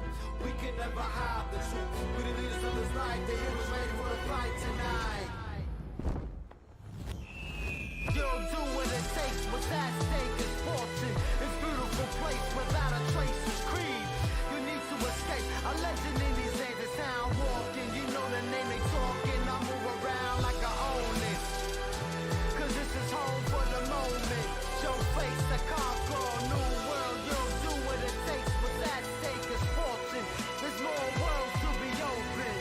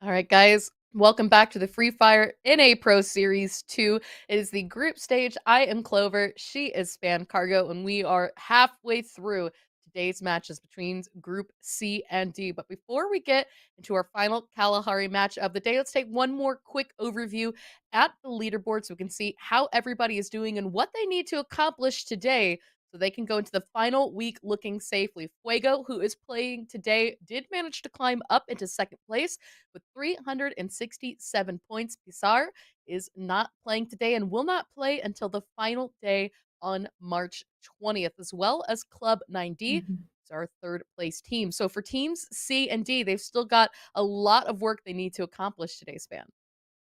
Yeah, I mean, A and C, they only have 1 day left to play after this, while B and D have 2 days left. So, I mean, taking a look at the leaderboard, thinking about that, thinking how many games that people have played already, it's kind of, I guess, normal to see those teams from A and C up there, but that just really goes ahead and shows that, like, Virus Gaming, Atomic, D and Esports, like, they're all up there with an insane amount of points. Same with Osaka, honestly, and Team 999. But then still taking a look at the lower end of the leaderboard, that's where it kind of once again makes you still a little bit more worried because those teams A and C, like a little bit lower down, Big Drip, Laonu, considering that all below them is D and B, like they're gonna have to be really conscious of the points that they're grabbing from now on. So C and D today, this is really where they want to try and gain as many points as possible, specifically C, because this is Fuego's second to last chance to try and get even close to Star Esports. Yeah, and I mean, if anything, they've got to be feeling pretty confident because that will secure them that spot in the top 8, so they know that they'll get to move forward to the grand final. But for the teams that are struggling, really need to pick it up. And speaking of picking it up, guys, the yellow screen is here, and you know what that means. Players are in the plane. We're about to get ready into the game. Our second Kalahari match of the day. So far, we've had Booyahs from Fuego, Osaka, and USA. Will one of those teams pick up a second Booyah, or will we see a new team coming up to the podium? Find out here in just a moment now, as once again, I mean, we've seen the blue. The blues kind of pretty much been R15s throughout the day. I'm curious to see if we're finally going to see that fight for it. It looks like thus far, Brothers YT has been completely disinterested in that blue zone engagement. I think they kind of realize like we don't want to be taking this fight with R15. We need to be staying alive into the late game. So I think that's why they consciously made the decision to stay just a little bit further away, try and go somewhere else where they know other people don't land. But of course, that's not the same for Navy and ZRJ here. They're once again getting in a really early fight. It looks like Navy Alcalde trying to go on ahead and get some sort of a knock happen, but it's actually going to be Jeff that gets the first knock on to somebody there. Completely different situation, but Navy only has 2 left up, and you can see that actually one of them is just trying to run away at this point, but ZRJ is chasing. Yeah, Luis just thought, you know, I could try to get away, get to a buy area, help out my team, but you can see ZRJ with two players in pursuit. The pan is actually going to be out. Viz is making it nasty and personal. New kill leader there for ZRJ. Junior with 2 to show for it. But if I recall, I mean, I think that they did manage to get 1 player out of there. So Navy should still have a possibility of coming back into play. Yep, there we go. We can see just up top, 1 player still up. Yeah, so we'll have to see if he's going to be able to go on ahead and make some sort of rotation, get his teammates back up. He just has to be careful from now on, has to make sure that they're not going to continue to run to ZRJ. And honestly, I really liked seeing that aggression come through from ZRJ because, again, that's a team that usually has an average placement of around 6, but then lacks kills. So they got the kills. They just have to continue to do so. I feel like the last couple of games as well, we were able to see them do pretty well when it came to the fights that they were inside of. But now they just have to combine it, right? They have to go ahead and stay alive, get those placement points and those kill points. This, though, was our first blood, actually. Zundel versus YT. Again, a situation where I'm kind of sad to be seeing this fight happen because both these teams are in Group D and they need the points to be able to catch up. Yeah, I mean, Zundel has done a really good job, I think, at winning some of the engagement that they've been finding when they choose to take it, right? It's when they find themselves in an engagement they were kind of hoping to avoid is when they struggle just a bit. But I also want to give a shout out to Dramatica because we have been seeing her be very aggressive each and every match. She's been finding knocks and kills and is putting in the work there for Brothers YT today. Shadow, a little bit low on health. We've seen them as well up through the late game, and a lot of times the last clutch player for Brothers YT up and alive. But this center of a position on a map like Kalahari, we know that these fights typically last a very long time, and you can already see the revive spot's been used once. So that means that the teams that are still in this area have to be a little bit careful. And honestly, I'm really excited to start seeing these people around Refinery really start to utilize their positionings around here because it's the high ground, right? And there's so many teams that can actually kind of fit underneath it that it usually kind of causes a really interesting dynamic in fights for us to go on ahead and watch. Obviously, if I was in that position, I'd be very uncomfortable, but from us, it's very fun and interesting to watch. Meanwhile, our 15, aggressive in an early fight, not quite surprised. 2-tap by Karina, actually getting a knock into one of the ZRJ members, tries to go for a second one with Viz breaking those glue walls, but I think he's just able to get away from that little ridge there. But they're at least going to be able to pick up one. Those are the little picks that you really need to be looking for to up your kill count. Oh, and speaking of upping kill counts, Team 999 Rasta, who has been so fun to watch today, saw that knock coming back out. Hags is going to be flush. Rasta picking up 2. Tail with 2 as well. Hags completely eliminated there in the blink of an eye from team members for 999. Good, strong showing for them this match. They almost won the very first game. We've seen them come close and finding those dominant kills today. It's definitely something that we've really needed to see from them in terms of that leaderboard engagement for them and their group. But that said, we haven't quite seen them get the booyah where, I think it's possible. So something to keep that mind on. But now as the circle is starting to close, we're going to have to start seeing the last of the teams push their way in. Navy and R15 down to the southwest could be that next engagement. I've definitely been keeping an eye on that. It's just poor Ramon up there just kind of trying to hold down the fort for his team. He's just so close, like less than a square away from getting to some sort of revive station that he could potentially go ahead and get the rest of his teammates back. But R15 is just holding it so harsh. It also looks like Zundel, I mean, they've been the team that's actually been getting into Refinery first. And usually from people in Refinery, you can see them gain a ton of points, but Zundel unfortunately hasn't quite kind of figured out how to play it like that just yet. But we'll have to wait and see, because like Atomic, I believe, is usually the team that's up here, and they can get so many kills from being up here. So I think they're trying to pull that off, but right now they have to be careful because Osaka is making the push. No, and they're gonna pick one person off. Jeremy to the triple kill right now. He had tons of opening knocks into this position. He's going to manage to clean up 3. That's 3 kills for Osaka. And I mean, again, my mind goes to that 33-point game they had in match number 2 today. Getting a good center position like this early on where they've got the high ground and the line of sight on so many teams could spell disaster if people are coming in unprepared. But Fuego, who has been moving around quite a lot, hasn't quite found anybody yet to engage in. No, they've just been chilling out over to the western side of Refinery, which I'm happy about because I feel like they've gotten better at playing Kalahari the first couple of weeks where they were really, really unfortunately not playing it well, they were playing like right underneath to the southern side of Refinery, and they weren't playing how I feel like they usually play, which is super proactive, super aggressive. They just stood under Refinery and didn't get any kills and then died in there. So I like seeing that they're not playing in that position anymore. They're trying to play more outside of it, and I feel like that's increased their ability to continue to be how they usually play, which is getting in those fights, potentially waiting for people to start making the rotations around in this area, being a little bit more free to the movement that they need to be proactive and aggressive. Well, proactive and aggressive Team USA just coming off a win from the previous match, finding themselves in a nice spot in the center. The circle is going to move once again, and they don't have to move with it now. As last of the teams starting to traverse inside the zone. Rambots does have shots now on to ZRJ along the edge of zone, and also still a potential buy and revive area. But Santos, nice shots there into members of ZRJ, almost finding a knock, and there you go. Oh, We've got our first blood here from this fight. this is a hard one, definitely. You can see that Viz now playing underneath those rocks. I mean, Rambox at this point, though, they have such the good high ground here that they can really kind of start sectioning off, trying to push and get one by one, basically, onto the members of ZRJ. There it is right there. They're going to get another one down. Jordan and the last teammate for him up to the northern side. I mean, I don't even know what I would do in this situation. Jordan is just stuck by this little crate here. I would assume that he's kind of out of any sort of glue walls or time turners. Can't see them just yet. And this last couple of shots, it's just a matter of time.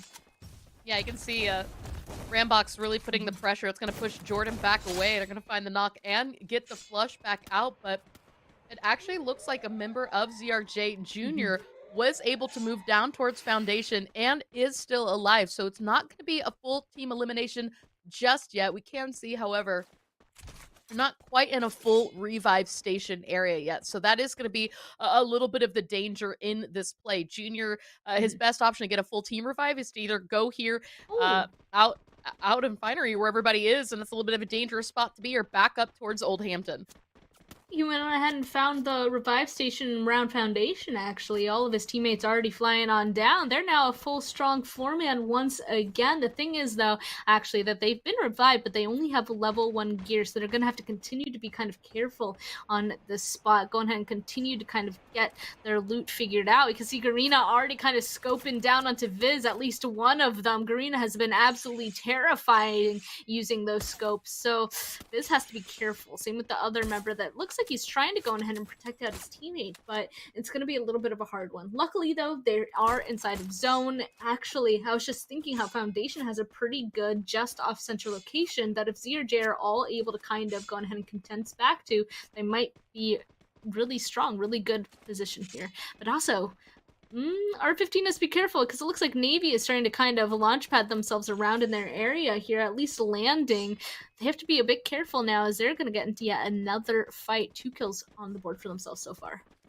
Yeah, R15 has been very careful to stay along the edge. They like to play the outer circle up until the late game. So for, as you say, Navy now to be landing on top of them, it does alert them a scoring opportunity. You can see the chase coming in. Dauba, I don't know if he realizes exactly how close he is to 2 members of Navy, but it looks like the engagement now has begun as R15 trying to find any angle that they can on this. Alcade fell to their death. You hate to see that.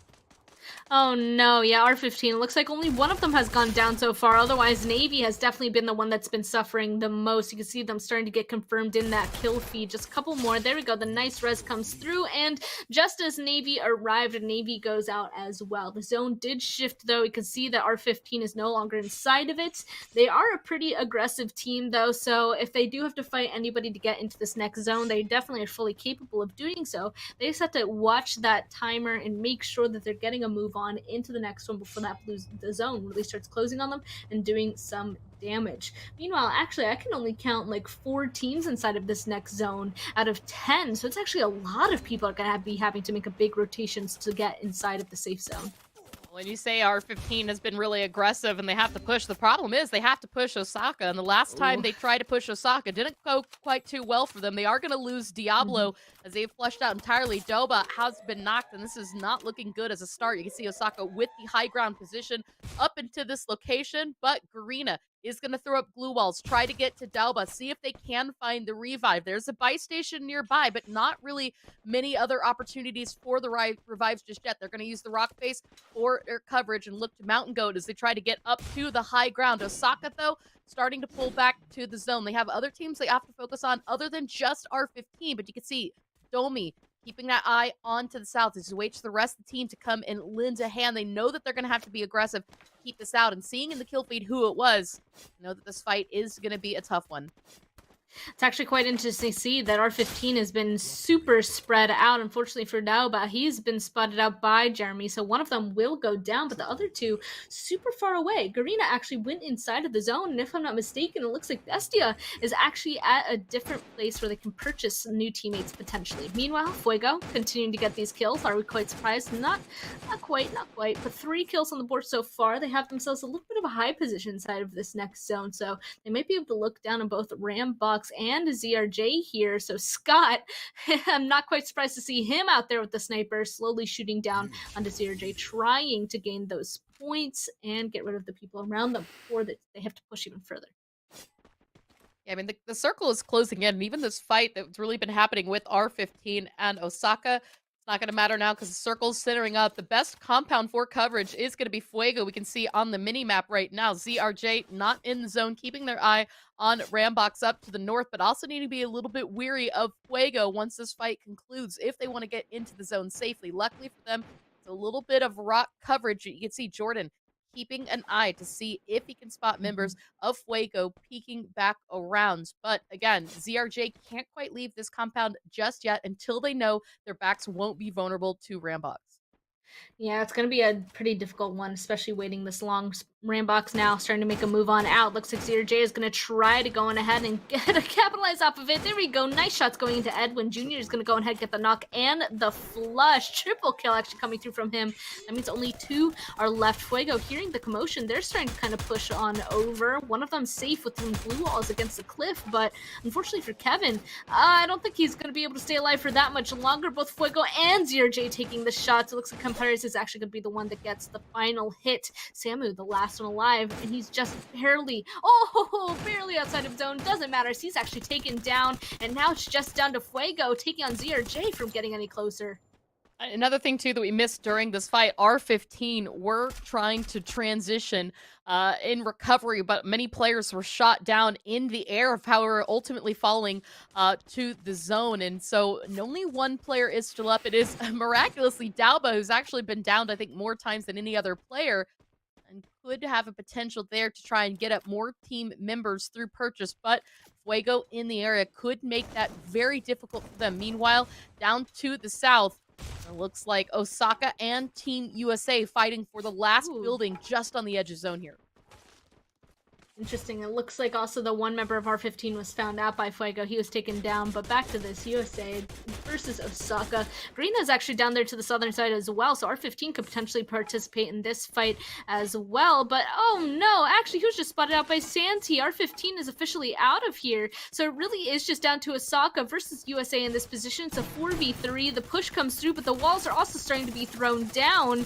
Oh, there we go. A bunch of time turners also being thrown down. We can see them trying to make a push around. Going to get some knocks. Unfortunately, it looks like USA is losing too, but still Osaka and the team that has a little bit more of a hardship here. Only one person left up, it looks like, to 1v1 potentially, and it looks like Osaka will just lose, become eliminated. USA now has to get the reses on all 3 of their members because this zone is starting to move and it will be moving quickly. I mean, you got to give credit to Jeremy of Osaka. Try to put in work using that shotgun, but as you said, ultimately not meant to be. Osaka is going to fall here. Fuego managed to wrap all the way around the circle, still keeping that pressure on ZRJ. The buy spot available and open, potentially for more reses. Fuego all 4 up. ZRJ could use that to pick one of their players back up, but Jordan is going to get spotted. Scott, once again, finding some of those kills here.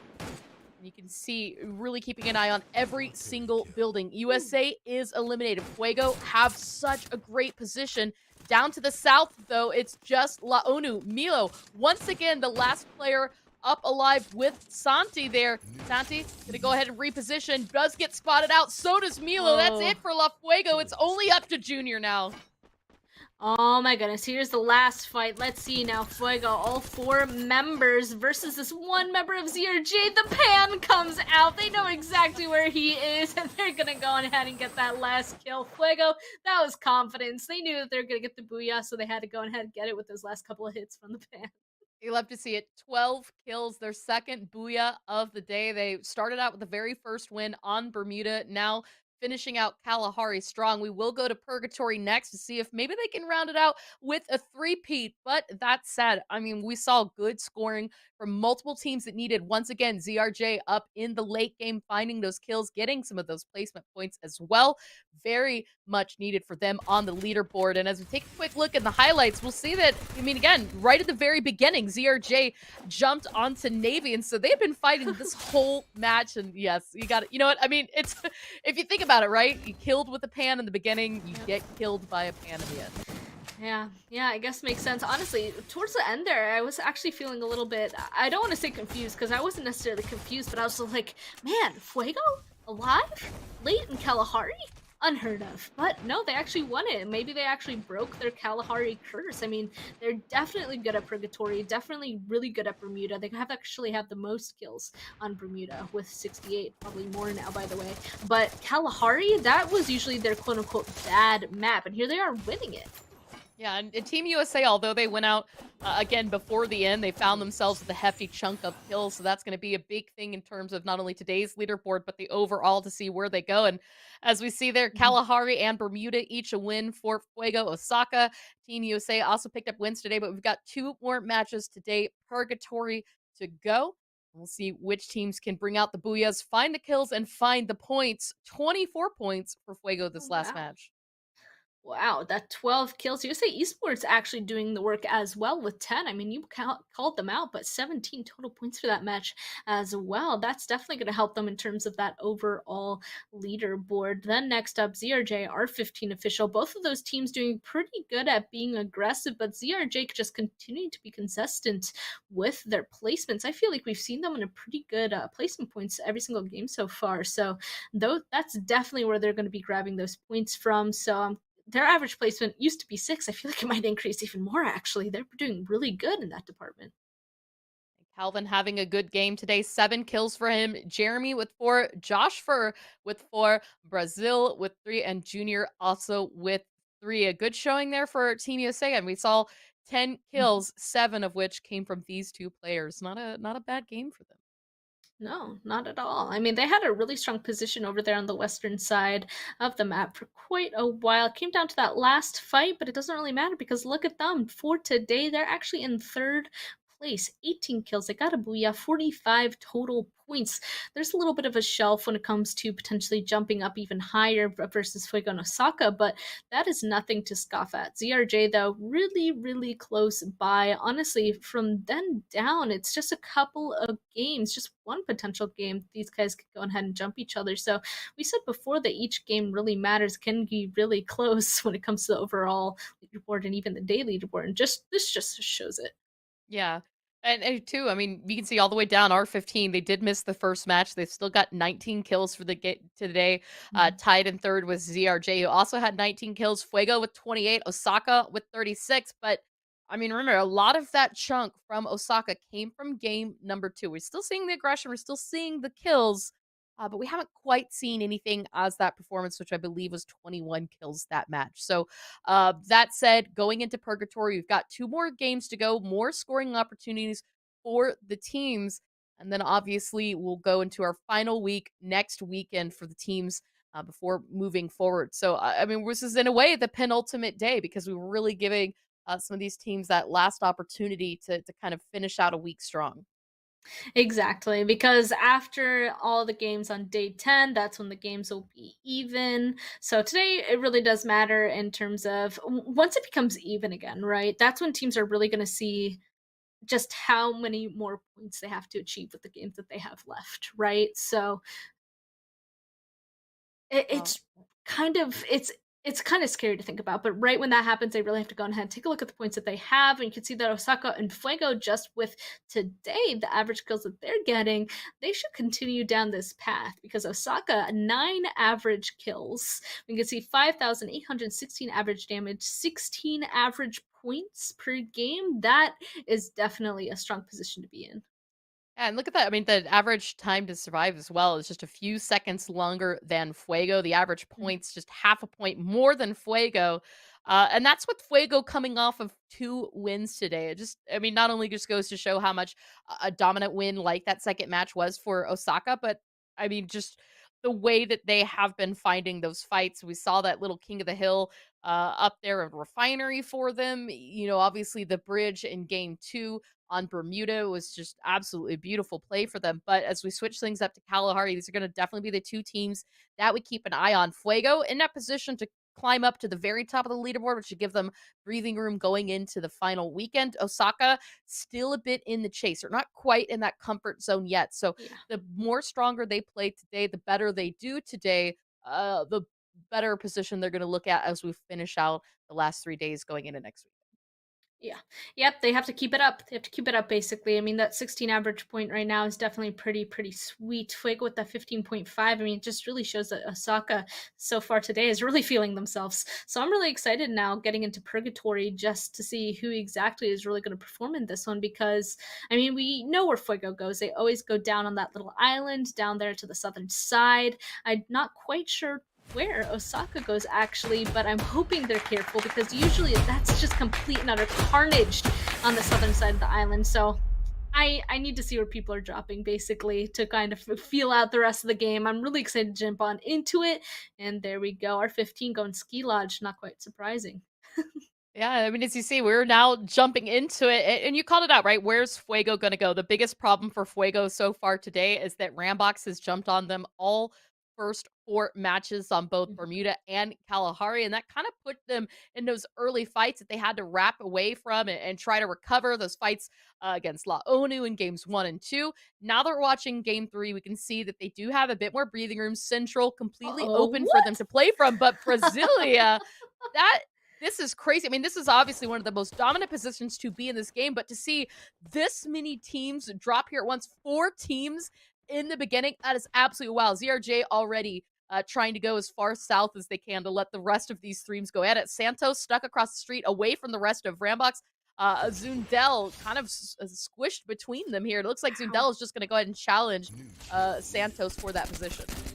This is just crazy to me because it's not like this is the first time C and D are playing against each other. No, this is at least the second time. You know what I mean? So many teams jumping here. I wonder if it's a playing path couldn't quite get down to the places they usually want to play, but 4 whole teams dropping inside of Brasilia. Unfortunately for Rambox, they lost Santos already. Samu looking a little bit harsh as well as he's taken down pretty low, but they're able to kind of bring it back, it looks like, using those time tremors. No way, actually, as they're being pushed down here by Zendel, and another one goes down. In the distance, we can see ZRJ slowly getting a little bit interested. I think they're starting to push a little bit closer, but unfortunately, oh no, for Rambox, it's just Mr. Edwin left, and they're slowly running around. They found him out, and that is it. Rambox Gaming is out. Zendel is going to be able to take those kills for themselves. Only lost 1, maybe 2 now, actually, as a third party from ZRJ is slowly coming underway.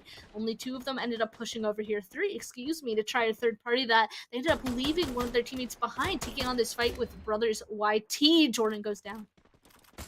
Meanwhile, real quick, we'll give you an update. 999 and Osaka did jump into each other. 2 Marble Walks. 1 member of Osaka, Dami, did survive and is running towards a revive station, so we should see a full recovery from Osaka. But as this fight continues back on, you can see the circle did hard shift away. Zundel went ahead and pulled back away from this fight, get themselves in a better, stronger position to prepare for that second zone. ZRJ with 3 players up and alive, though, continue to keep that pressure on Brothers YT. But Dramatica, she once again finds that another kill, securing one. Ciaz is going to fall here. So it is a 2v1 versus Brothers. Dramatica, you can see Zundel up there in the corner, giving some breathing room to this fight. The circle centered up around Fields. That is a difficult one. I am very surprised. I'm still in shock, Clover. I mean, 4 teams dropping in Southern Brasilia. I mean, there's just so much of it. Now at this point, though, 2 of the teams are completely out. 2 of them are left, ZRJ and Zundel, but at a huge cost. Both these teams, if I'm not mistaken, only have 2 people left. So they're gonna have to try and get as many tickets tokens as fast as possible to be able to get their teammates back, or go ahead and use that revive station. Actually, looks like Zundel might be making a rotation back towards ZRJ to potentially use that.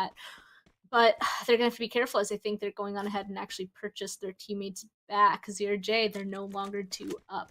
The zone is, in fact, a hard shift. You already talked about that, Clover. There's a good amount of teams that have to travel very far to make it in this first circle. But something else that I'm almost curious about as well is that Fuego is still down on their island, and we could potentially see them rotating up here into Brasilia, which is now on the edge of zone. So there we go. Good finish there, ZRG. Good recovery. You can see 6 kills for them. I mean, I want to call credit to that where credit is due, because we have seen them putting in work every single match so far today. We needed to see a good growth for them on the leaderboard, a good performance today, and I am happy with the consistency that I've seen from this team. The big thing right now we need is a booyah. I just also feel like they probably heard me, because, you know, I was just like, oh, they have good average placement, but their kills, they're lacking. They definitely heard that, and they're just like, bet. Yeah. Turning that around instantly. 6 We'll show kills you. already. Not even 5 minutes in game, 6 kills. Got them. That's what they're saying. But luckily, they got their 4th teammate back up, so they're actually a full 4-man, so that could continue to go up. And meanwhile, poor Osaka, we were just talking about how well they've been playing this, and it looks like Navy is actually taking them down. They're kind of wiping the floor with them. Jeremy, I think the last one alive, just trying to run away at this point. Almost got taken down right there. This is also really interesting. Hags, for once, not coming in from the north on a map, stuck on the western side here, engaging in 999. He'd already had a successful engagement against Osaka earlier on. You can see the glue walls up. Hags, Edward trying to play around it, but is going to fall here to tail 1 member down. Continued aggression coming back out. 2nd member of Hags Falls. That time turner just wasn't quite placed in the right spot. Riviera, the last player alive, running for the zone, and they've got quite a ways to go. They're going to have to cross the bridge on foot, but that's also going to take them into Brasilia. And look at this. Makulu, they've got the bikes out. I mean, this could be a chase for that last member. I'm not sure if they actually know where he is. Oh, they've got to see him here. They had to have seen him, yeah, just to left side. Rivera is trying to run away as fast as possible, but it looks like 999's not going to let that happen. Looks like a little bit of a pause, though. Didn't quite spot him out, actually, it looks like. I guess we only saw him in our peripheral, but 999 did not. It looks like Makulu not quite going to give up, though, trying to kind of spot him out. Maybe at least go down towards that little shop, maybe purchase something back, not quite sure, but it looks like Rivera is actually going to make it to Brasilia before them. Yeah, actually swimming as well, just going for a straight line to get into zone. There is a revive station still available outside of Brasilia, but ZRJ is in that area, so they need to be a little bit careful on that push. Meanwhile, Fuego, who we're watching, did get across the water. Laonu actually backfilled that position. I'm not sure if they were trying to spot out Fuego or see if they could chase them out here, but Fuego going for the center of zone. We usually see them hold on to the edge just a little bit longer than this, but considering the fact that circle's moving, there you go. Nice edge position to now keep that pressure on ZRJ, on Laonu, potentially Hags if Rivera can get this revive. We see, there we go, the station is going to be blinking. That might potentially, looks like the revive starting to come out. We can see pushing there, so I'm not sure. It looks like Navy also up to the north is working on a revive as well to get their missing player back up. Yeah, I mean, Zundela as well, they actually purchased one of their teammates, and now they're going up on top of a revive station. Just a couple of people, actually. 3 whole teams, actually, on the revive stations right now, so this is quite interesting. Unfortunately, though, for Hags, it's completely out in the open. Oh, I think he just got it. He just got it right as he ran out of those glue walls, so his team is going to be flying on in, and it looks like they're going to be prioritizing the zone. Unfortunately, their singular teammate got them up, but they're going to leave Rivera behind. But I mean, team game, right? So 3 people can go ahead and continue to play.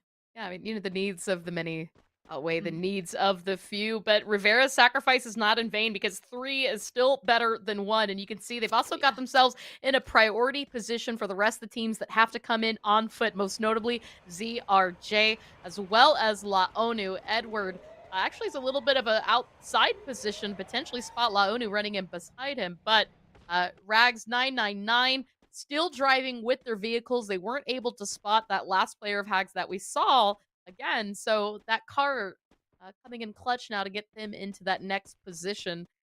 We'll see where it goes, though, because there's a lot of open area here as, again, the circle is centering itself up on fields.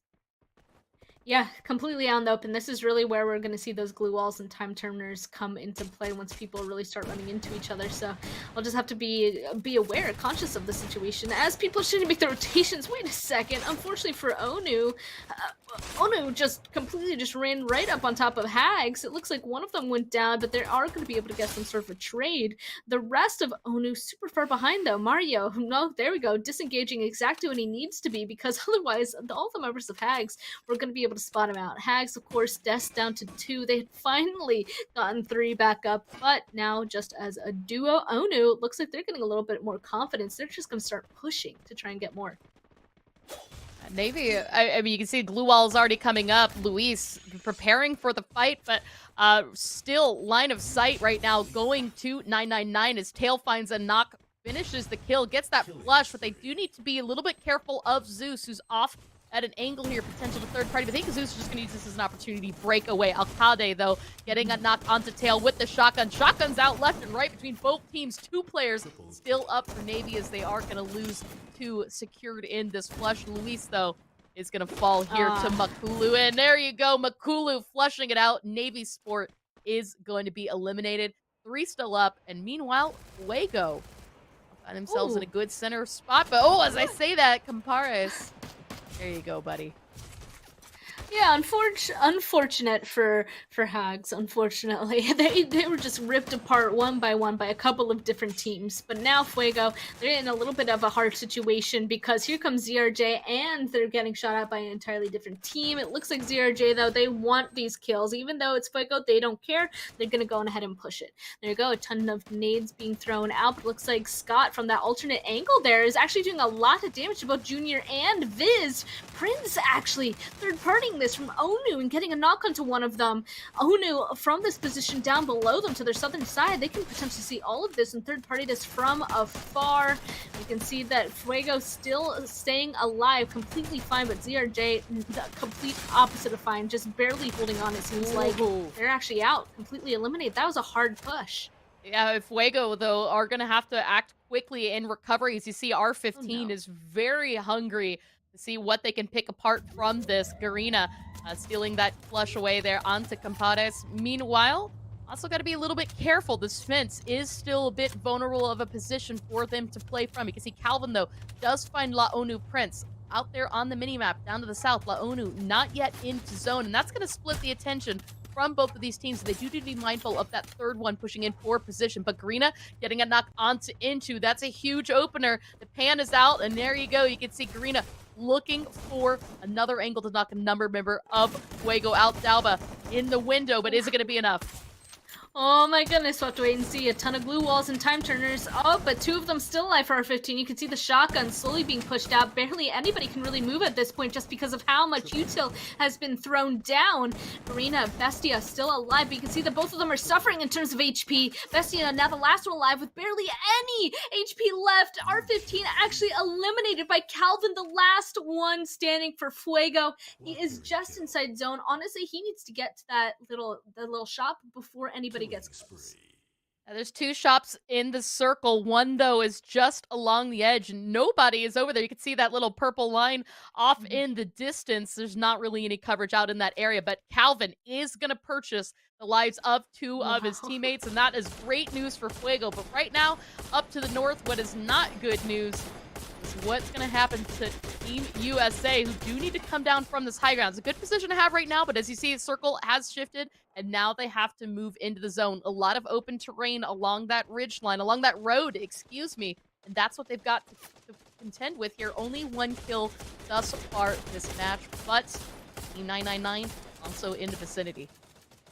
Honestly, USA though, they're being pretty aggressive with their positioning. I mean, they have the high ground. They actually were able to get a couple kills onto Onu, and now they're trying to be a bit proactive, taking down 999. The thing is that I feel like they kind of need to be taking these shots because of how hard it is to be running down from this hill in just a moment. But I think they finally realized that if they wait any longer, they're really going to be suffering. They have to kind of get down towards the road, and then I think kind of look over towards 999 and figure it out from there. You see 11 kills for Fuego. The setup is coming. The zone is closing in. They're not quite in a spot safely yet. I'm not sure if they were trying to purchase into, if they had the funds to do so, and potentially waiting out around for that. But you can see just past on the minimap, Zundel, Zeus, still up, has a good position in the zone. Laonu Prince hanging out behind, has been spotted. Compadres is going to get the secure here. Meanwhile, Team USA is actually going to push straight into Team 99. They want to make sure that they are entirely eliminated before they take control of the North. They've found 2 players, 3 players. Can they get Rasta? The last one's still up for Team 99. They can. Yeah, short answer, yes, they can. And it looks like Fuego also bought into, so it's going to be a 4v4 in the end here, right when they find the last member from Zundel. It's Zeus here that's going to really kind of potentially mess them up as they're starting to make this push into this little shack. They have to get rid of the solo and then go on ahead and move their attention onto USA. But actually, they're not going to check the shack. They're running completely by it. They're leaving one person behind, it looks like, into, and it looks like Scott and Kelvin taking so much damage. No way! USA's position here is actually so strong in terms of the priority that they have above everybody up on top of this road. But the zone hard shifted down. Zeus gets found out, and now it is officially USA versus Fuego. Into and Scott just barely inside the zone. That's the 2 Fuego heads that we can see touching the circle on the outside. Compadres taking those shots with the sniper, seeing what they can secure out there for Team USA. Calvin, unfortunately, did fall. He's the second player who's out here with Compadres, but you can see right now, Team USA, they're just going to go ahead, wrap to the west, see if they can get in safely. Unfortunately, right now for Fuego, the buildings are actually kind of breaking away that line of sight onto Team USA. You can see Into trying to reposition. Now the glue walls are up. Team USA has the zone, and they've got a boulder to play from. Throwables could be clutch here, but Into is out. He's only got 1 glue wall left. No more meds. This is going to be a little bit of a risky angle to hold without extra utility. Honestly, I feel like Compadres, where he is on that super far angle, nowhere even close to zone, he might have to just go ahead and make that even stricter, trying to get behind him. But actually, it doesn't even matter. USA, they're able to push successfully onto this building. At this point, all of Fuego kind of have to go ahead and condense to really make this last push onto USA. But a 4v3 just down to basic trades, it's going to be difficult, especially as Into Joshua actually gets a knock using one of those nades. Almost took down another. Oh no, he did. He took down 2. He got the nade, Scott. and then he got Compadres. It's just Scott left. Let's see, though. He's the MVP for this team. Can he go on ahead and take down USA? It's a 1v4, though. Oh, the Uses shotgun. the time turner beautifully. But, there was just too many people for Scott to take down. That is a great booyah for that team. I mean, it was almost a 3-peat for Fuego, but ultimately going to USA Esports, who picks up the 2nd booyah of the day. They won a Kalahari match, now picking up Purgatory as well. They had that high ground up to the north. They put the pressure on Team 99 and ultimately found themselves with a booyah here. But guys, we have one more match to go. As you can see there, the rotation, one more Purgatory to go. But before we get there, we're going to go through highlights. We're going to go through to see where everybody's staying on the leaderboard, because we've seen quite a lot of movement today from these teams in the lobby. But speaking of quite a lot of what we've seen, Rambox and early game fighting. I mean, I think every match that's happened so far today. Oh my goodness, it really has. Just this whole Brasilia fight with 4 teams is just, that was overkill. Like, we've been expecting early fights this entire time just from how people drop and how people have been playing this, especially with the introduction of the revive system. But 4 teams, 1 spot was very hard. And honestly, now I'm just kind of holding my breath and waiting to the end there. I need to see Joshua just absolutely destroy Fuego again. And Mudo as well. Joshua, Brazil, we've seen this, that aggression time and time again throughout the day. But Scott and a shotgun in the late game. Name a more iconic duo there, and Joshua once Wow. again with the nade. I mean, I think every big kill that we've seen from Joshua so far today has been in a nade situation. So you guys got to remember those throwables; they're still out there. And kudos there to USA Esports. So I'll take a look now at the match leaderboard. Fuego, although in second place, are going to come out on top with 22 points. USA Esports picking up 20 points, 8 kills for that match. Zundel, a much needed 12 points for them, only 4 kills, but 10 kills to Team 999. I mean, again, they've just been on fire today. I don't know how they haven't gotten a booyah yet.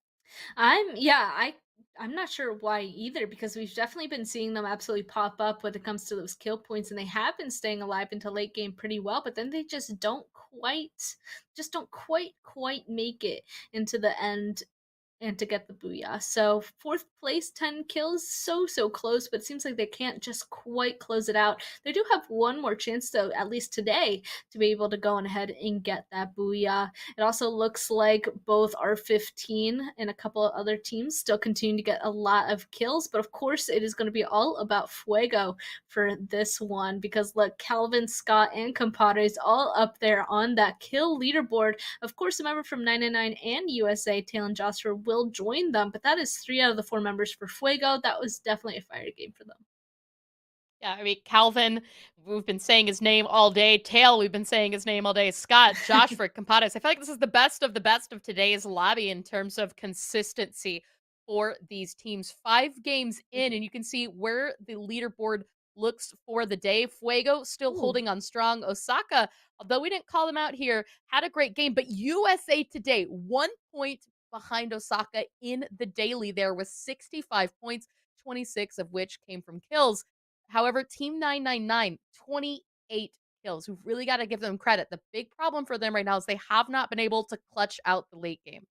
Same with R15 official, just 2 below them. We can see that they have 25 kills, but yet they just are not staying alive long enough to get the placement points as well. And that's really, really important in Free Fire Pro Series. You have to get both the placement points and the kill points to be able to be consistent enough to be up towards the top of that leaderboard. But man, I just kind of have to do a round of applause for USA and even Fuego, I feel like, because Osaka and Fuego, they got a ton of kills from game 1, and USA Esports, you already said, just 1 point away from Osaka, really went on ahead and caught up. Same with ZRJ being super consistent.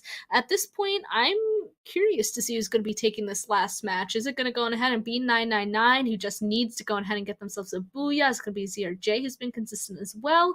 Or maybe even R15 official? I need to see them stay alive a little bit longer too. I mean, I'm also curious to see if we're going to see another 4-team drop on Brasilia, because True. that was wild. I mean, sometimes we see usually 2 teams, occasionally a third on the outer reach that might be in a position of third party, but never 4 teams on top of each other right there in the center. And the circle didn't even reward it. The circle popped away from the water. We didn't touch any of the islands at all that map. So it's going to be really interesting to see how that's going to play out for a lot of teams, how it's going to play out for Fuegos. Again, they like to drop those southern islands when they can, play the edge, and then send it center at the last moment. We've talked about Fuego and how important it is for them to try and get that leap, obviously, overall for leaderboard, but also, I mean, there's more on the line. We've got a couple of more games left to play next weekend long. This is going to be the final match coming up here for today. However, 9 booyahs, I think Fuego can relax at this point. I think they are doing great. But at the same time, I'm really excited to see what could potentially be brought for them in the group, or excuse me, in the grand finals after we leave the group Yeah. stage. Yeah, because I mean, we already know that they're going to make it through. I feel like at this point, I mean, they only have a couple of games left for them to be able to play, and they have to be in the top 8, and they're currently right up in there in that second place position. So their Fuego is definitely very comfortable in the position that they have. But you already said it. I am really curious to see how they're going to be playing in the grand final, because they have been a super aggressive, but also very consistent, but so has Psy Esports. But they're not even playing today. That is questions for the future, because we have 1 game left for today. And as you can see by that yellow around us, it is just about to start. I need to see that Brasilia drops again, Clover. I mean, the thing is that if all the 4 teams don't go there, where will they go? I feel like there's just definitely going to be a lot of early fights no matter what. Yeah, I think Brothers YT might be a team to break off. We've seen them break away from the hot drops throughout this event. ZRJ and Rambox, though, they have kind of had heated beginning of matches throughout the day. So I still anticipate these two teams to drop Brasilia. Zundel, a little bit of a wild card. They typically like to lie low in the beginning of the match. So I'm going to see how they play this one out. But other things again to keep in mind is where the blue zone's going to be. That's where we'll see R15 follow suit. So I'm going to be excited to see where that is on the map, as well as where the circle's going to pop. Are we going to have water into play? As you guys can see, blue is going to be Ski Lodge. And it looks like, at least for now, Crossroads, once again, Brothers YT, now Navy. So Brothers YT did try to pull away to a new spot. Unfortunately, it is a spot that already has players. You can see Dramatica does have a gun out, is trying to find that knock, but unfortunately, Chris picked one up first, is going to get that knock there with the Vector. Oh man, she had that advantage for just a little bit, but just went on ahead and found a gun, and Navy was able to protect the teammates. So we'll have to see what Shadow and Petterboy are now going to be able to do here. They found themselves some guns as well, but they're going to be staying a little bit more behind, waiting for the push to really come through from the team now. Pushing them, but unfortunately Shadow goes down. Petterboy and Chuck now the last two alive. Navy, though, they're being aggressive. They know they have some sort of advantage here, and of course Pedro Boy trying to use the bushes, trying to go ahead and just snake around, make sure he's not hitting here, but unfortunately it's just down to Chuck left. He has those guns, and it doesn't matter. Big triple kill coming through from Chris, and that is our first team out, and it looks like the action is actually going to continue. I mean, we didn't really get a chance a lot to talk about it in between the break, but Navy has also been having a really good day in terms of these early aggression fights. That's where they've been finding a big bulk of their kills and picking up 4 to start. La ONU and Fuego, though, up here in Central. Fuego dropped here last game. It wasn't really contended. La ONU across the water. I think this time La ONU decided to take the fight to them directly. Prince is already down for ONU. Looks like Mario is going to get knocked as well. Mio with a good angle up there. And unfortunately, right now, you can see it looks like La Uno is just starting to lose this fight. Oh no, Melo goes down as well, gets shot in the back, doesn't quite spot him, and he tries to run away, but La ONU, Scott is not going to let you do that. He gets the last kill, they go down, and the looting goes underway. They did unfortunately lose one of their members, but of course this early on, you can see the shopping cart right next to their position on Central. They can just buy back their last member, and then they'll be 4 strong once again. However, they do have a long way to go. We can see that little line in the mini map. It is once again hard shifted up to the northeastern side. I mean, what is this? So many people are going to have to be, again, a big move. So we did call it Rambox and Zundel. Actually, we ended up being the teams. It was ZRJ I thought that was going to be here. ZRJ instead went down towards Golf Course, actually ran into Hags, but didn't manage to eliminate all of Hags. So they do have the island down to the south or free. They've got 999 up north, and they need to be a little bit careful because as we saw last game, 999 did rotate south and put that pressure onto Hags. So we might anticipate the same thing there with ZRJ. But on the edge of zone, Brasilia, Zundel, and Rambox. This is going to be a fight that will probably continue on through until one of these is dead. We know that Zundel is not going to want to leave Rambox alive on their backside. The question, of course, is going to happen. What is going to go on here with ZRJ and Fuego into already found Ciaz? Ciaz is going to get taken down. So let's see how these two fights play out, because they are going to have to at some point transition their self into zone, as well as on the opposite side here, Osaka is going to have to cross the water.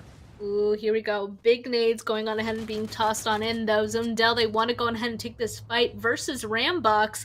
The thing is, they do have to be a little bit careful here because we already talked about it. You actually pointed it out last match, how so many people from the southern side, from the southern islands, just is one zip line away from just making it straight on into Brasilia. So if anybody realizes the fights are happening here, they could potentially just fly on up here and third party. Looks like they're actually taking this pretty slow, though. Both these teams want to get the advantage, don't want to go on ahead and push haphazardly or too aggressively and potentially lose out on one of their members or lose that advantage that they could potentially get. So they're just kind of disengaging from each other slowly for right now, but of course it can't be for long. They're like not running away from each other like full on, so they are going to get in a fight, but they're both just clearly waiting for that little bit of an advantage. You get to hear the zone is starting to move. We heard the warning siren. Mr. Edwin does get that knock there onto one member of Zundel. You see the finish coming out almost immediately, though. Rest of Zundel surrounding Rambox. We see Jonak keeping the blue walls up and alive. Trying to see if he can get that knock. He does. Mr. Edwin is going to fall. Nice. Zundel still has 2 up now versus 2. It's a 2v2 at this point. Oh, nope. Just kidding. It's just 1 person left up there for Jeff. You can see him now starting to just run away at this point. There is a revive station all the way up to the northern side, but Jeff, no way, is going to be able to get at least 1 of them left and start getting the reses onto his teammates. One of the members from Rambox did get away, though. So that fight ended, but he might be able to get all of his teammates back up, and then we're just going to go ahead and see that happen all over again. But at that point, there's going to be so many more teams inside of this zone, because at this point, people are getting inside this circle. Talk about getting inside. I love when we see the cars back into play. 999 once again is going to drive into zone. Beautiful skin there, but as we kind of saw last game, when they did this last time, they kind of drove right into the middle of trouble. So I want to make sure that they can at least survive this. They're in the good spot for the zone. They don't have to worry too hard. The only other team actually up to the north right now is Team Navy. However, that said, the circle will shift again. Last time we ended on fields. Could have a potential for a different finish this time around. However, never say never. My big issue is just kind of watching these final rotations coming in from a couple teams. There's still plenty of revive spots left. An opportunity to see a couple of them grow back up to a full squad. I was just distracted by the noom as they're sending themselves into the center of that zone. They're ready. They're sending themselves right into fields. They see the crate. They want to go ahead and get themselves the best position. And I mean, the zone's about to close, so they're in that center. Now, wherever this pops, they're arguably going to be the first ones inside of it from that center zone, and actually they don't have far to go. Look at that. They're actually in a pretty strong spot right above them. The center of the zone is a whole big mountain, so playing underneath it, at least for now, might be the best choice, but we'll just have to wait and see what they decide. Jordan is really making things risky ahead of Junior coming in just the backside of Navy. It's a good spot to potentially buy, but it looks like Navy has spotted him out. This is the problem when you drive into a zone. You can potentially miss out on some of those scouting chances. But the shots coming out from Navy should be giving it away, and that's going to at least alert Junior to what's to come. Junior instead actually in a good position to kind of drive in behind Navy and maybe even stop them out by Moat House. I actually think Navy might just be full chasing Jordan. But there you go. Buy is out. Another member, Viz, is up for ZRJ. I'm a little bit worried now because it's a 2v4. We can see them already taking the shots. They're in the water and, I mean, shut down almost immediately. I mean, they're the Navy, you know? Like, the water fights is their area, so they're going to get one. Jordan now officially the last one alive. At least Junior for ZRJ is alive further away, but it's just going to be so much harder for him to go on ahead and get the revivals on the last of his teammates. So we'll have to see if he's going to be able to figure it out down there. Currently completely alone. I doubt that they have any more tickets left to be able to get another revive, and Jordan is out as well. So Navy succeeds at the water battle. They're all the way up to the northern side, and honestly, they have a pretty open rotation back into zone. Fuego still holding along to the edge of zone. 5 kills to them, all 4 up and standing. The only team close to them right now is Team 999.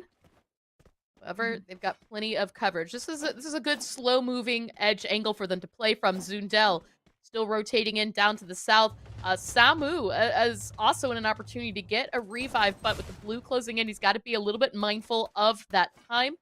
He might end up sacrificing himself. R15 as well. Another team that we've been keeping a watchful eye on up close and personal here with Team USA. It looks like Dalba starting to set up here for an ambush along the edge. Nice usage of that fence to kind of provide himself some cover. They're trying to keep an eye on USA, see if there's going to be any sort of a rotation out of that building. But to me, honestly, it looks like USA is pretty much stuck, especially now as Garena is also making that big rotation up to the northern side. Any way that USA leaves, like either Garena or Dalba is going to kind of spot it out. So this is USA's home. This is where they're going to stay. And it's just a matter of time, I feel like, before either of these teams are going to get in a fight. And knowing R15, I feel like they're probably itching to get some action. I mean, if anything, maybe where this next circle goes could give us an idea, but that's a good trade there. Joshua knocks one, falls down himself as Diablo gets taken down. You can see Garena is going to stop, heal up, try and stay up and alive. And it looks like R15 is just done with it. This isn't the best position to be, especially as the circle's closing in. Meanwhile, Team 999, a little bit uphill, line of sight onto Zundel. They've trapped them behind the hay bales. Glue wall's out right now for Zundel. It's the only coverage they've got, but Kale still finding Jeff C. Wow, I feel like this is only a matter of time for Zundel unless they get some sort of a trade back, but there's no way that they're really going to be able to kind of look over here without one of the members of 999 kind of spotting out where they're going to be peeking from. This is super hard. Mr. T getting another knock. There's only one of them left up. I do think they will be able to get the res, but I think they got to be a little bit careful. I think they spotted out that ZRJ is right beside them. But, oh man, this is going to be really hard. I think Zundel is done. It's just a matter of time. 999 from here, where they're going to be making a rotation on in. I'm kind of curious to see where they're going to kind of prioritize, because right beside them is just a huge sheer cliff that's going to be completely on the open. You see the high ground still up there to Navy. 6 kills to their name. It might be growing up to 7 as Chris gets a knock and flush there onto Santos, securing a flush there onto members of Rambox. But there are 3 teams in the area. This could be a bit of a struggle push there. Junior has nowhere to go, but has found a motorcycle. Might be able to try and drive away from here. The problem is, if he drives away, he's going to drive right into members of 999, but doesn't matter. Chris spots him out. Rasta getting the flush just in the nick of time. So it looks like another member of ZRJ might have still been up. We didn't see the full elimination message yet, so waiting to get confirmation there. Meanwhile, you could just see, I mean, every team is just trying to fight here along the edge. Fuego, Osaka, Team USA, all for 2 houses. Yeah, it looks like USA and Fuego just decided to swap places, and then Osaka somehow came into the equation here. I mean, Osaka, unfortunately, only has 2 left up, so they're in a little bit of a hurting situation, being the team kind of in the middle of these 2 big teams. Each of them have 4 up. It looks like, unfortunately, for in Maduro, he's been spotted out too, but he's trying to help out his teammate, but no, he's being pushed from all sides. That is it for Osaka. Looks like Fuego is going to take out 1, and USA is going to take out another. The big triple kill goes down, and actually, wait a second, Zundel, how did they survive? You can see they're now right next to Fuego. Somehow got away from that situation down to the southern side against 999. Fuego breaking away right now and focusing on getting into the zone, but there's still a member of Zundel right ahead of them. Kamparesh, he sees them. Can he find that knock? As you can see, Navy lending a hand, meanwhile, up to Roblox. There's still 3 teams up in the area. 2 members of Zundel down to the south, trying to lend a hand, but Kamparesh is struggling. That time turner pops at just the right moment, but he tries to get inside, get him with that shotgun, but it's not going to be enough. Kamparesh, he's going to fall here. The flush comes out. Jonak is going to pick up another one here for Zundel. Pop back out in the open. Fuego falling left and right. They are going to be eliminated into 7th place. Team USA with 6 kills, working on that revive to get Exale up.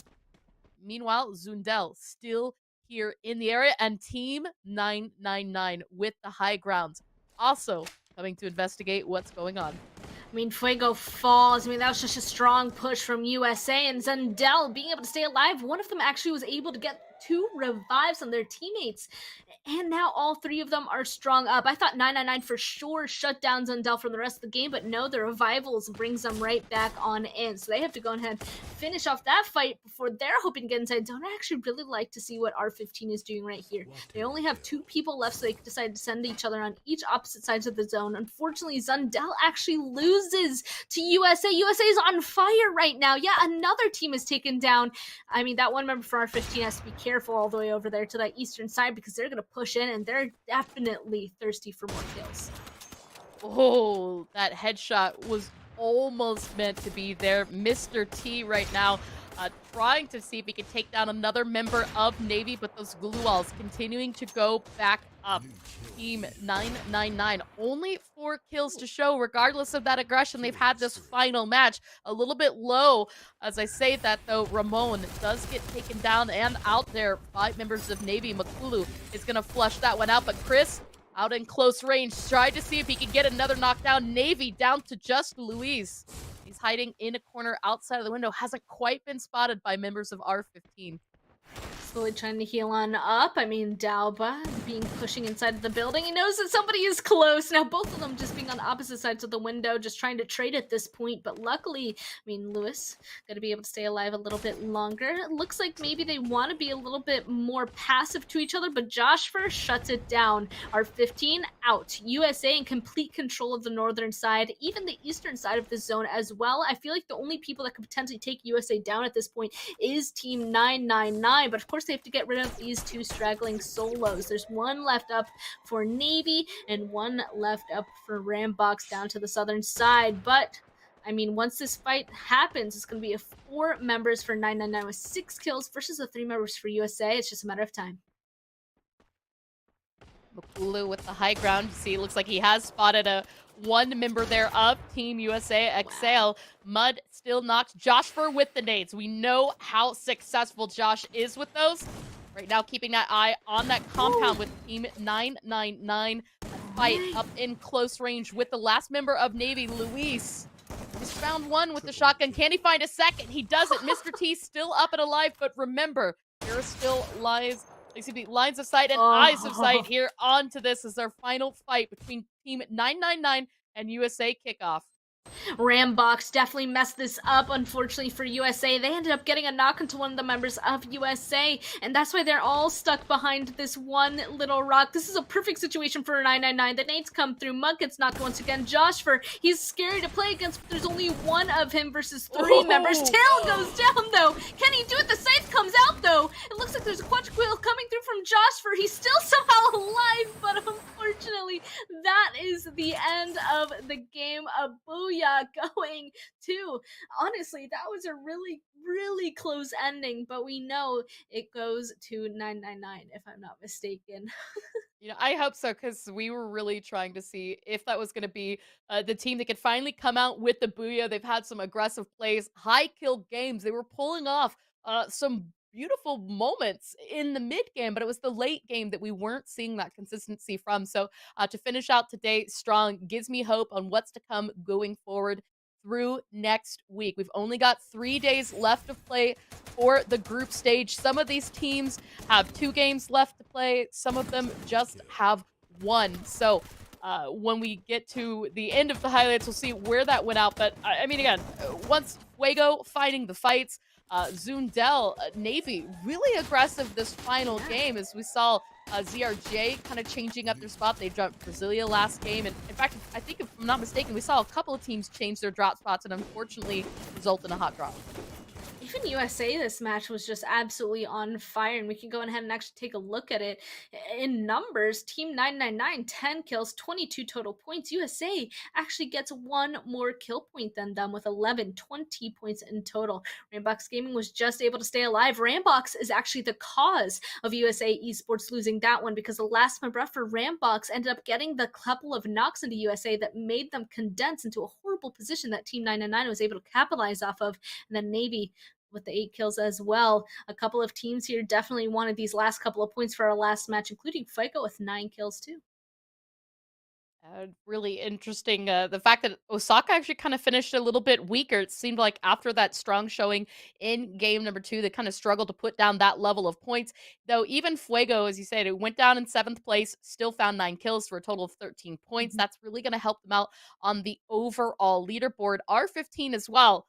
I mean, I've got to wonder if missing that first match affected the way that they played throughout the rest of the day, because they really allowed, and I believe I might be calling this a little early, Team USA to jump them throughout the day. Mudo, 5 kills there for USA Esports. Chris with Navy for 4, tied up with Makulo, Joshfer, and Junior. I mean, once again, this last game, I feel like was an opportunity for a lot of teams to kind of be equal again in terms of getting a good amount of points. There definitely was a couple of teams that we just kept seeing getting revives, coming back, getting kills, and playing that really well. And you're right, actually. Taking a look at today, USA Esports jumps Team 999. Team 999 jumps Osaka. Osaka finishes off in 4th place. for today. But look at the overall kills and total points. I mean, Fuego, USA Esports, each with 2 booyahs each, then Team 99 and Osaka. I mean, all of these teams were really able to play well when it came to both kill points and placement. And the people below them, I feel like, definitely did well in only one of the categories. So it's just kind of figuring out how to find a union between the two, right? Absolutely. I mean, Fuego 97. That's so close to 100 points in a day, and we talked about how close they were to that first place spot. It was very easy for them to jump Club 90 into that second place position. So they should be feeling very confident going in to the final weekend. Right now, you guys can see at the top, we're group stage week 3, day 3, week 4 is going to be the last weekend for these teams to play. As you can see, A and C, they will play again on Sunday next weekend, March 20th. Until then, I believe they'll be sitting out quite a bit more. We can pull up the schedule here in just a second. But first, let's just kind of show where the leaderboard is. Fuego, 20 points behind Pisar, and they still have more games to play. So the top 3 at this point, I think, can feel very confident. When we look at Virus and below, that's where things get very close. I mean, ZRJ and Osaka, 11th and 12th place with 260 points. Navy, 4 points ahead of them at 264. DN Esports, 268. Then IT Official, 272. Atomic, 283. Team 999, 284. R15, 285.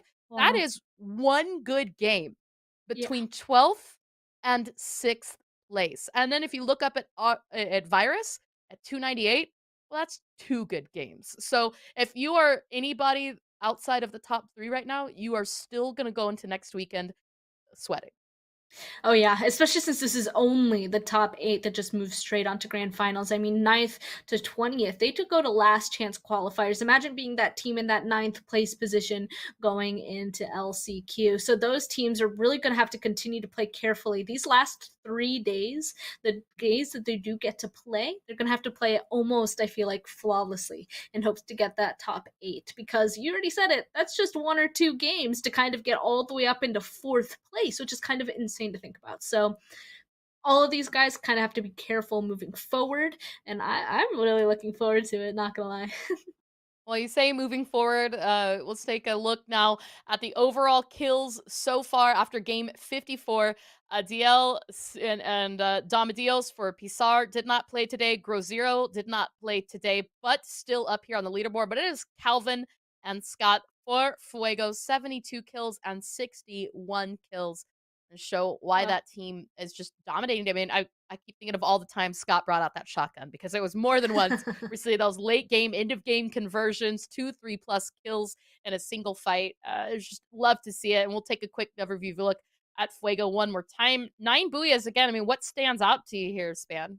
I mean, definitely the 9 booyahs. That they have been the team with the most booyahs for a while now. They started off today with 7 being the most, and they increased it by 2. So they just keep doing that. I said it earlier today that they just seem to always win at least 1 game every single time that they play. So they're super consistent when it comes to getting booyahs, and then their average placements 5, average kill points 7.6. I mean, when you think about it, going on ahead and getting around like 10 points, let's say, per game is pretty usual for a good amount of these teams. So just their average kills being almost 8 in itself is pretty insane to think about. Scott, almost 3 average kills per game is almost an entire team as well. So all of these guys are definitely, I feel like, playing to their peak, and I feel pretty proud of them too for actually figuring out Kalahari as well, because they actually, one of their booyahs today was on Kalahari, and that's their hardest map for them.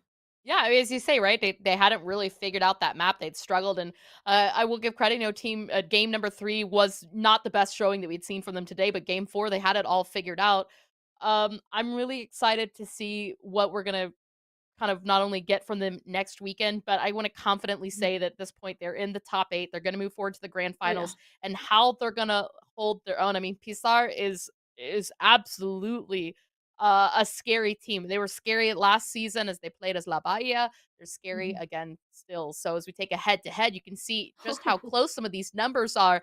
Average kills and average average kills and points are a little bit higher there, right? 7.9 446. We saw that last season. Pizarro is absolutely good at farming those kills in the lobby, but the consistency and the placement just goes a little bit more into Fuego's favor, really, as well as the 9 Booyahs versus the 6. Yeah, Fuego is definitely, I feel like, a little bit more of the quote-unquote flashier team, I guess we'll call it. They're the ones that are going on ahead, getting definitely the most booyahs. If they have a good game, it is a good game. If they have a bad game, it's a bad game. I feel like there isn't as much as an in-between. As for Pizarro Esports, I mean, we can just see with the average placement and the points that they get, they definitely are a little bit more consistent in terms of what they can achieve. All right, guys. Well, this is what we have for the upcoming broadcast schedule. As you can see, day 9 was today. We've closed that out. C and D are done. We'll return on Friday, March 18th with B and D, followed by B and C on Saturday, and A and D on March 20th. So a couple more opportunities for some of these teams to put down points. As we pointed out, it is very close right now between 7 teams to try to secure those top 8 placements. That said, we are done. That is it for today. And we thank everybody for tuning in to the Free Fire Pro Series. Span, is there anything that you want to say before we go to close out the day? I mean, it's really to the teams, right? You guys have 3 more days. Some of you guys only have 1 day to play. Some have 2. The last couple of games, you have to make it into the top 8 to move straight through, or at least into the 9th to 20th place for the last chance qualifiers. They know how to play it. We just have to go on ahead and see them really improve. It was a pleasure, as always, Clever, to be casting with you, and thank you, production, for putting this on. These were definitely some fun games to watch. I can't wait for next week.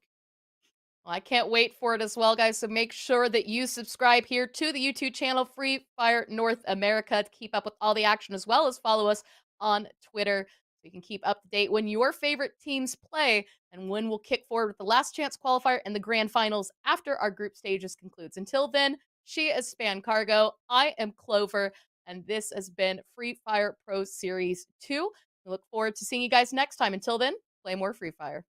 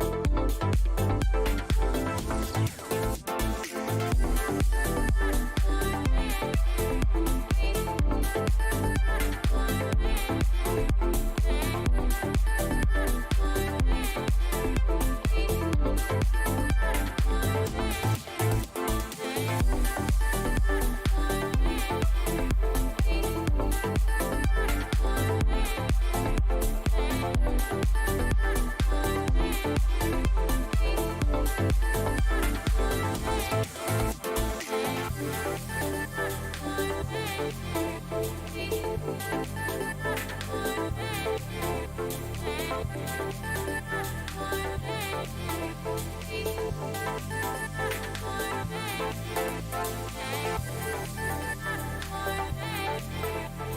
you.